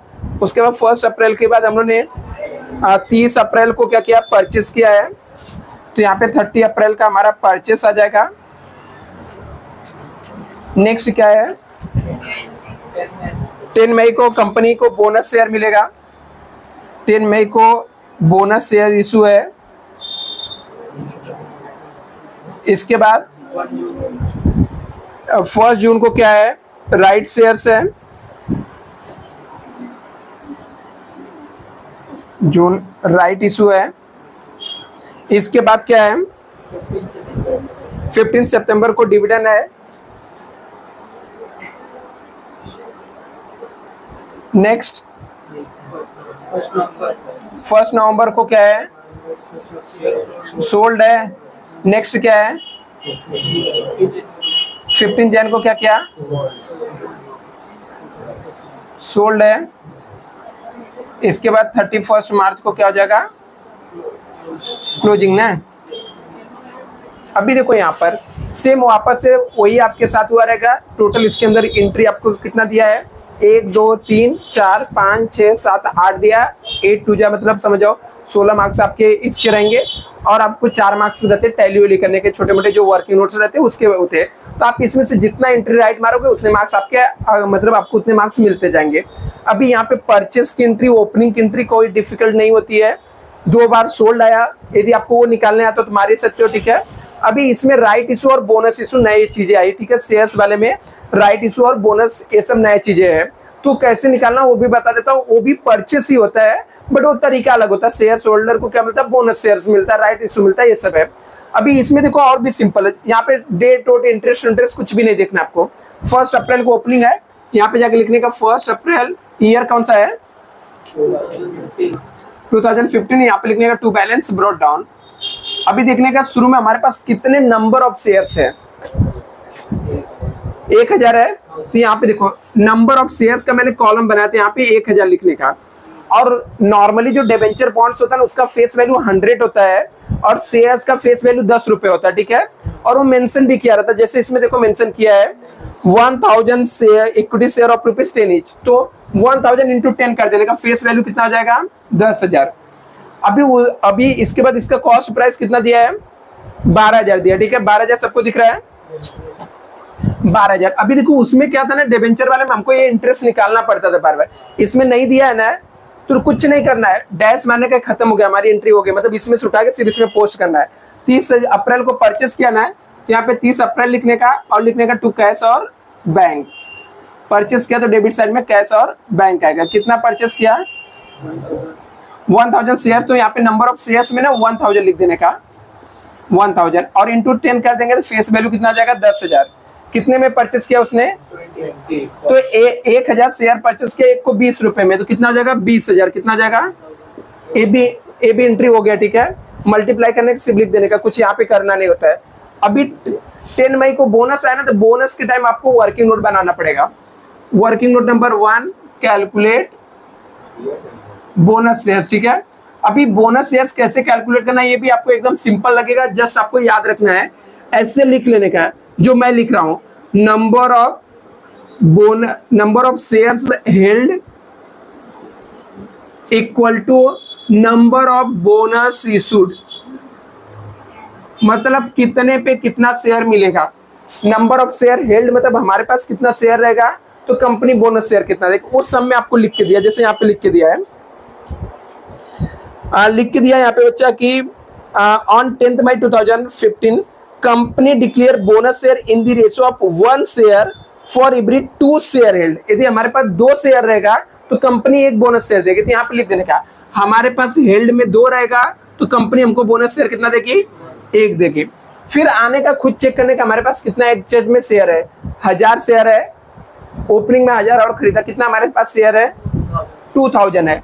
तो यदि हमारे पास 2000 शेयर है तो हमको कितना बोनस शेयर मिलना चाहिए, क्रॉस मल्टीप्लिकेशन करने का, 2000 इंटू 1 डिवाइड बाई 2, मतलब हमको कितना बोनस शेयर मिलना चाहिए, 1000 मिलना चाहिए। और याद रखना बच्चा, बोनस जो रहता है ना फ्री ऑफ कॉस्ट मिलता है, उसको पैसा वैसा नहीं देना पड़ता है।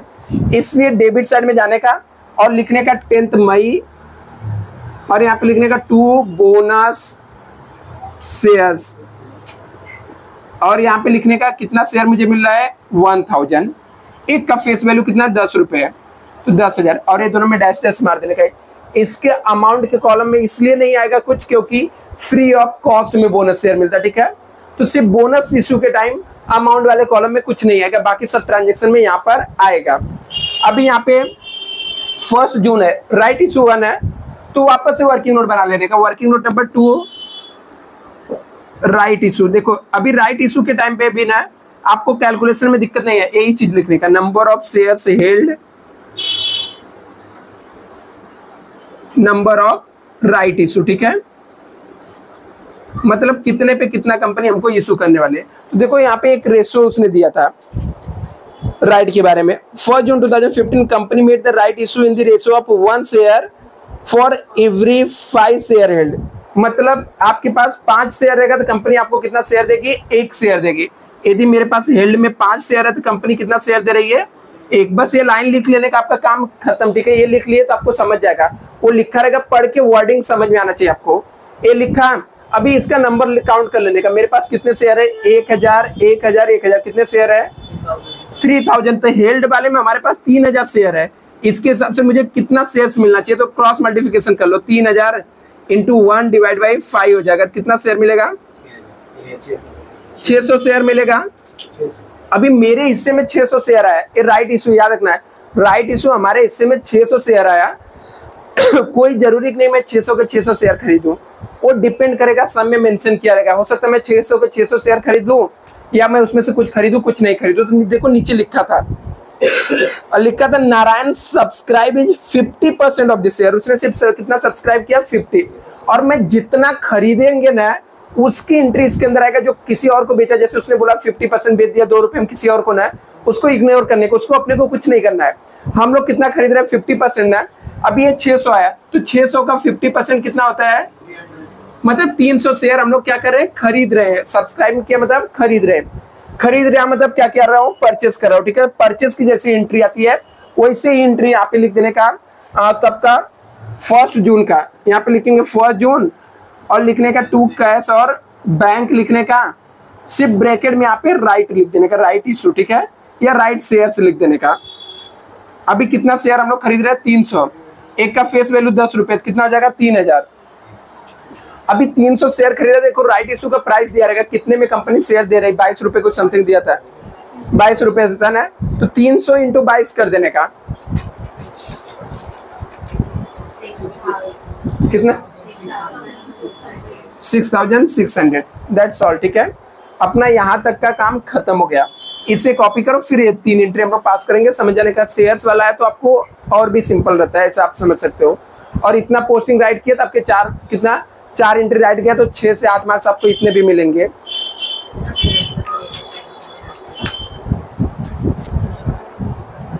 अभी हम लोगों ने राइट इशू कर दिया। अभी डिविडेंड के बारे में, ठीक है। तो डिविडेंड हमारे लिए क्या रहेगा, इनकम रहेगा। डिविडेंड हमारे लिए क्या रहेगा,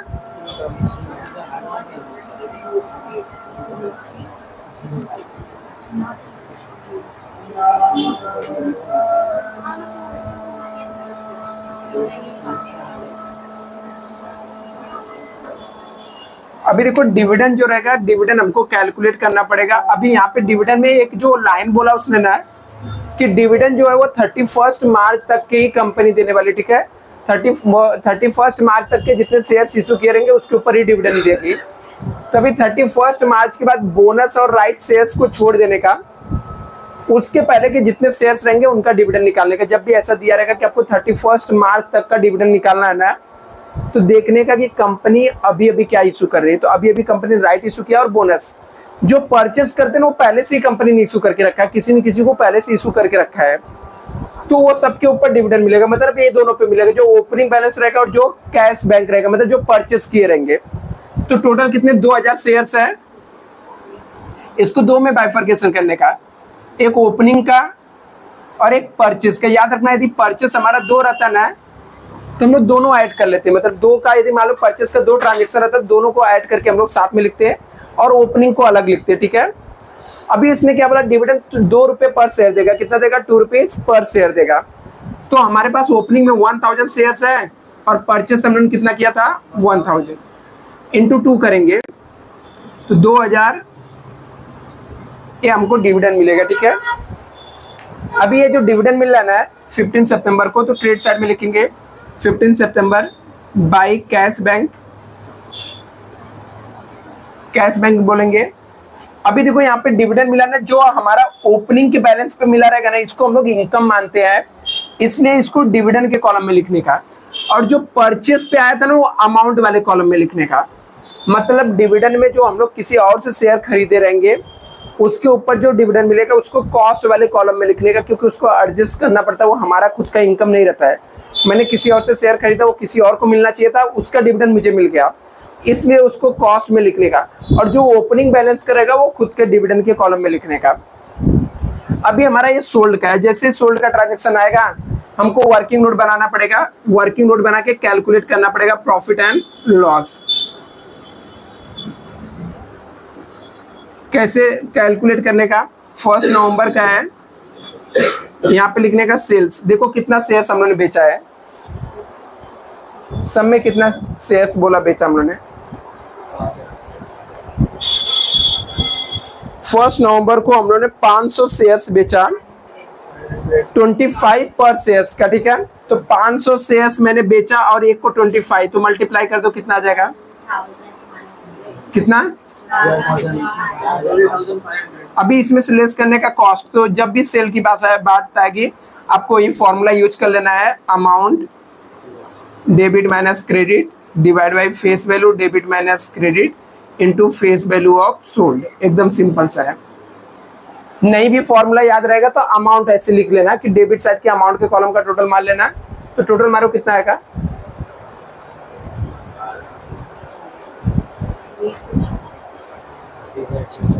कितना आया, 38,600 आया।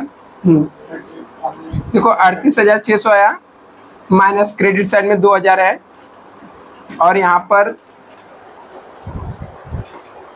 फेस वैल्यू का डेबिट साइड का कितना टोटल है,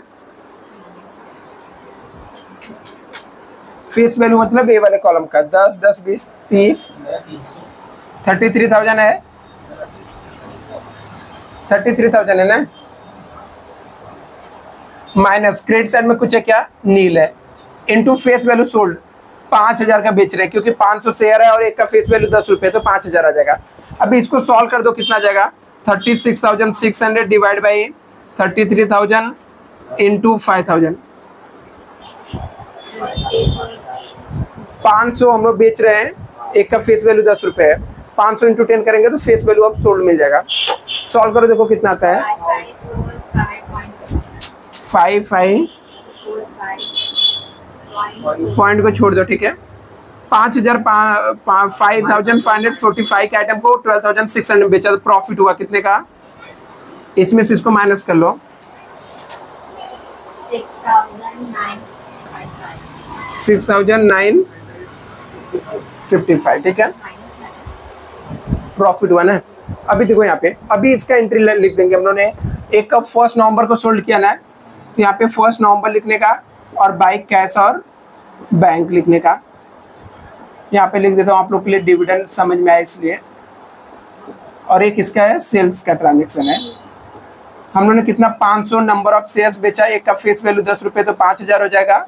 इसको हमने बेचा 12,500 में। अभी बेच के जो प्रॉफिट हुआ ना, डेबिट साइड में लिखने का, कौन से डेट को प्रॉफिट हुआ, 1 नवंबर को, टू प्रॉफिट एंड लॉस लिखने का, प्रॉफिट ऑन सेल्स। कितना अमाउंट आ जाएगा, 6,55 आएगा। नेक्स्ट यहाँ पे अभी उसने वापस से सोल्ड किया, एक और एंट्री दिया ना सोल्ड का, कब सोल्ड किया उसने, अभी देखो 15 जन को वापस से उसने सोल्ड किया ना, 15 जन को वापस से सोल्ड किया। कितना सोल्ड किया उसने, कितना, कितने में बेचा एक को, तो 26,000 हो गया। देखो 1,000 बेचा 26 के रेट में, 26,000 का बेचा। इसमें से लेस करेंगे कॉस्ट, कॉस्ट का यही फॉर्मूला था, अमाउंट डेबिट, तो डेबिट साइड के अमाउंट के कॉलम का टोटल मारो,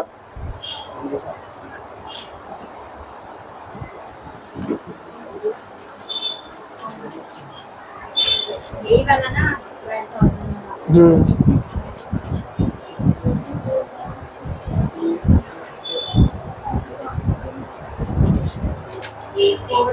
45,555 45,000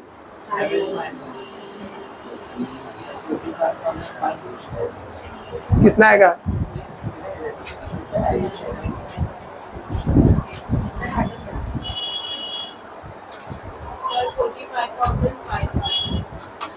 $45,500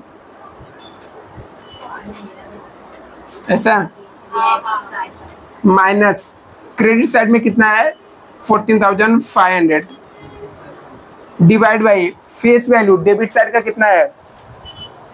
अभी कैलकुलेट किया था 33,000 था ना, माइनस 5,000 इंटू सोल्ड, हम लोग ने 1000 सोल्ड किया तो 10,000 इसका फेस वैल्यू। इसको सॉल्व करके डायरेक्टली अमाउंट बताओ, मेरे पास जगह नहीं इसलिए इसमें से इसको माइनस करके आप लिख लो कहीं पे कितना आ जाएगा। बहुत बड़ा आ रहा है। पहले इसमें से इसमें माइनस कर 31,055 और नीचे वाला पैसे लगते हैं। 28,000 आएगा। इसको डिवाइड करके 10,000 से मल्टीप्लाई करके बताओ कितना आएगा। 11,091 कितना है? 11,091 ठीक है। कोई और चेक करो, राइट है कि अभी यहाँ पे देखना बच्चा, इसमें से ना यहाँ पे देखो बच्चा, इसमें से इसको हम लोग क्या कर देंगे? माइनस करेंगे, ठीक है। तो माइनस करेंगे तो देखो हमको प्रॉफिट हो जाएगा कितने का? 26,000 में से माइनस कर दो, कितने का प्रॉफिट हुआ? 11,091 का।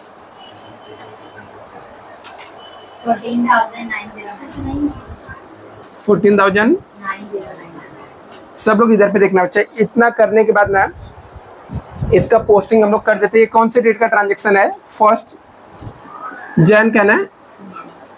बाय कैश बैंक लिखेंगे, क्रेडिट साइड में यहाँ पे सेल्स लिख देंगे। सेल्स में अमाउंट आ जाएगा, यहाँ पर हम लोगों ने कितना बेचा? 1,000 बेचा। एक 10 रुपये रहता तो 10,000 इसका फेस वैल्यू आ जाएगा। 26,000 में हम लोगों ने बेचा, और बेच के जो प्रॉफिट होगा डेबिट साइड में लिखना पड़ेगा। 1 जनवरी टू प्रॉफिट एंड लॉस। 15 जनवरी है तो कोई दिक्कत नहीं, 15 जनवरी लिख दो बच्चा। यहाँ पे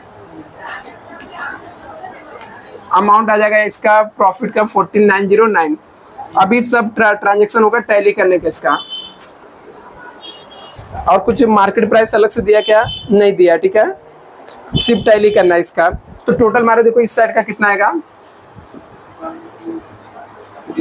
3,300 आएगा ये, और इसका मतलब ये 33,000 आ जाएगा। तो यहाँ पे 3,300, यहाँ पे 33,000 आ जाएगा। इसमें से इस साइड का टोटल मार के माइनस करने के 1,500 माइनस कर देंगे तो यहाँ पे 1,800 आ जाएगा। 1,800 आएगा पक्का, और यहाँ पे 18,000 आ जाएगा। एक कब का रहेगा? 31 मार्च का।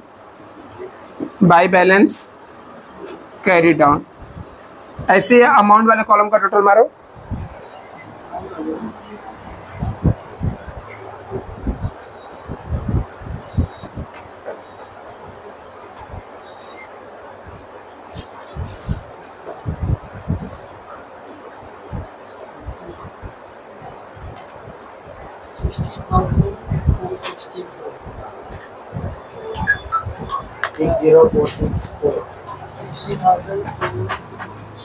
यहाँ पे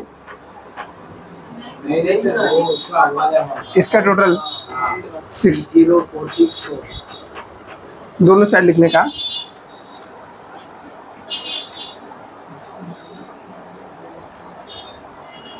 इसमें से इसको माइनस कर देखो कितना आएगा।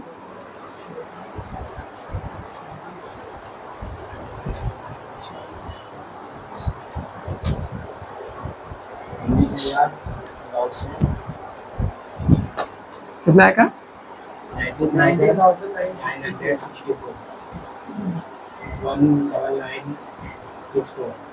64 ना। अभी इसमें 2000 है ये सिर्फ, तो 2000 इसको दोनों साइड लिखते हैं और इसका डिफरेंस यहाँ पे लिख के 2 प्रॉफिट एंड लॉस में 31 मार्च को ट्रांसफर कर देने का। अभी इन्वेस्टमेंट चैप्टर के लिए 2 टाइप्स के हिस्सा में बच्चा, इसको आप लोग अच्छे से कर लोगे तो ये चैप्टर आपका कुछ नहीं तो 8-10 मार्क्स दे देगा। आएगा तो 20 मार्क का, ठीक है, एग्जाम में कंफर्म 20 मार्क का आने वाला है इसके सम, बट मैं आपको एकदम मिनिमम पकड़ रहा हूँ क्योंकि आप लोग लास्ट मोमेंट पे लास्ट टाइम पे पढ़ रहे हो, तो मैं नहीं मानता कि 100% आपको समझ गया रहेगा। बट यदि फिर भी मैंने जो सिखाया उसमें से यदि आप लोग ने 80% 50% भी ट्राई करोगे तो आपको यहाँ से आराम से 8-10 मार्क्स आपको मिल जाएंगे। तो इसके ऐसे ही आपको बाई बैक के चैप्टर करने जहाँ से आपको 8-10 मार्क्स लाने हैं 20 मार्क्स में से, और इंटरनल रिकंस्ट्रक्शन करना है वो उसमें से 10 मार्क्स। यदि तीनों से आप 10-10 मार्क्स 30 मार्क्स ला दिए और ऑब्जेक्टिव में से जैसे मैंने बताया था 10 मार्क्स वहाँ से ट्राई करो और थियरी के 8 मार्क्स, तो आराम से 48-50 मार्क्स आपको आराम से मिल जाएगा, 2 दिन में भी पढ़ के मिल जाएगा। फिर एटलीस्ट इतना एफर्ट आप लोग डालो, इससे पहले कॉपी कर लो। अच्छा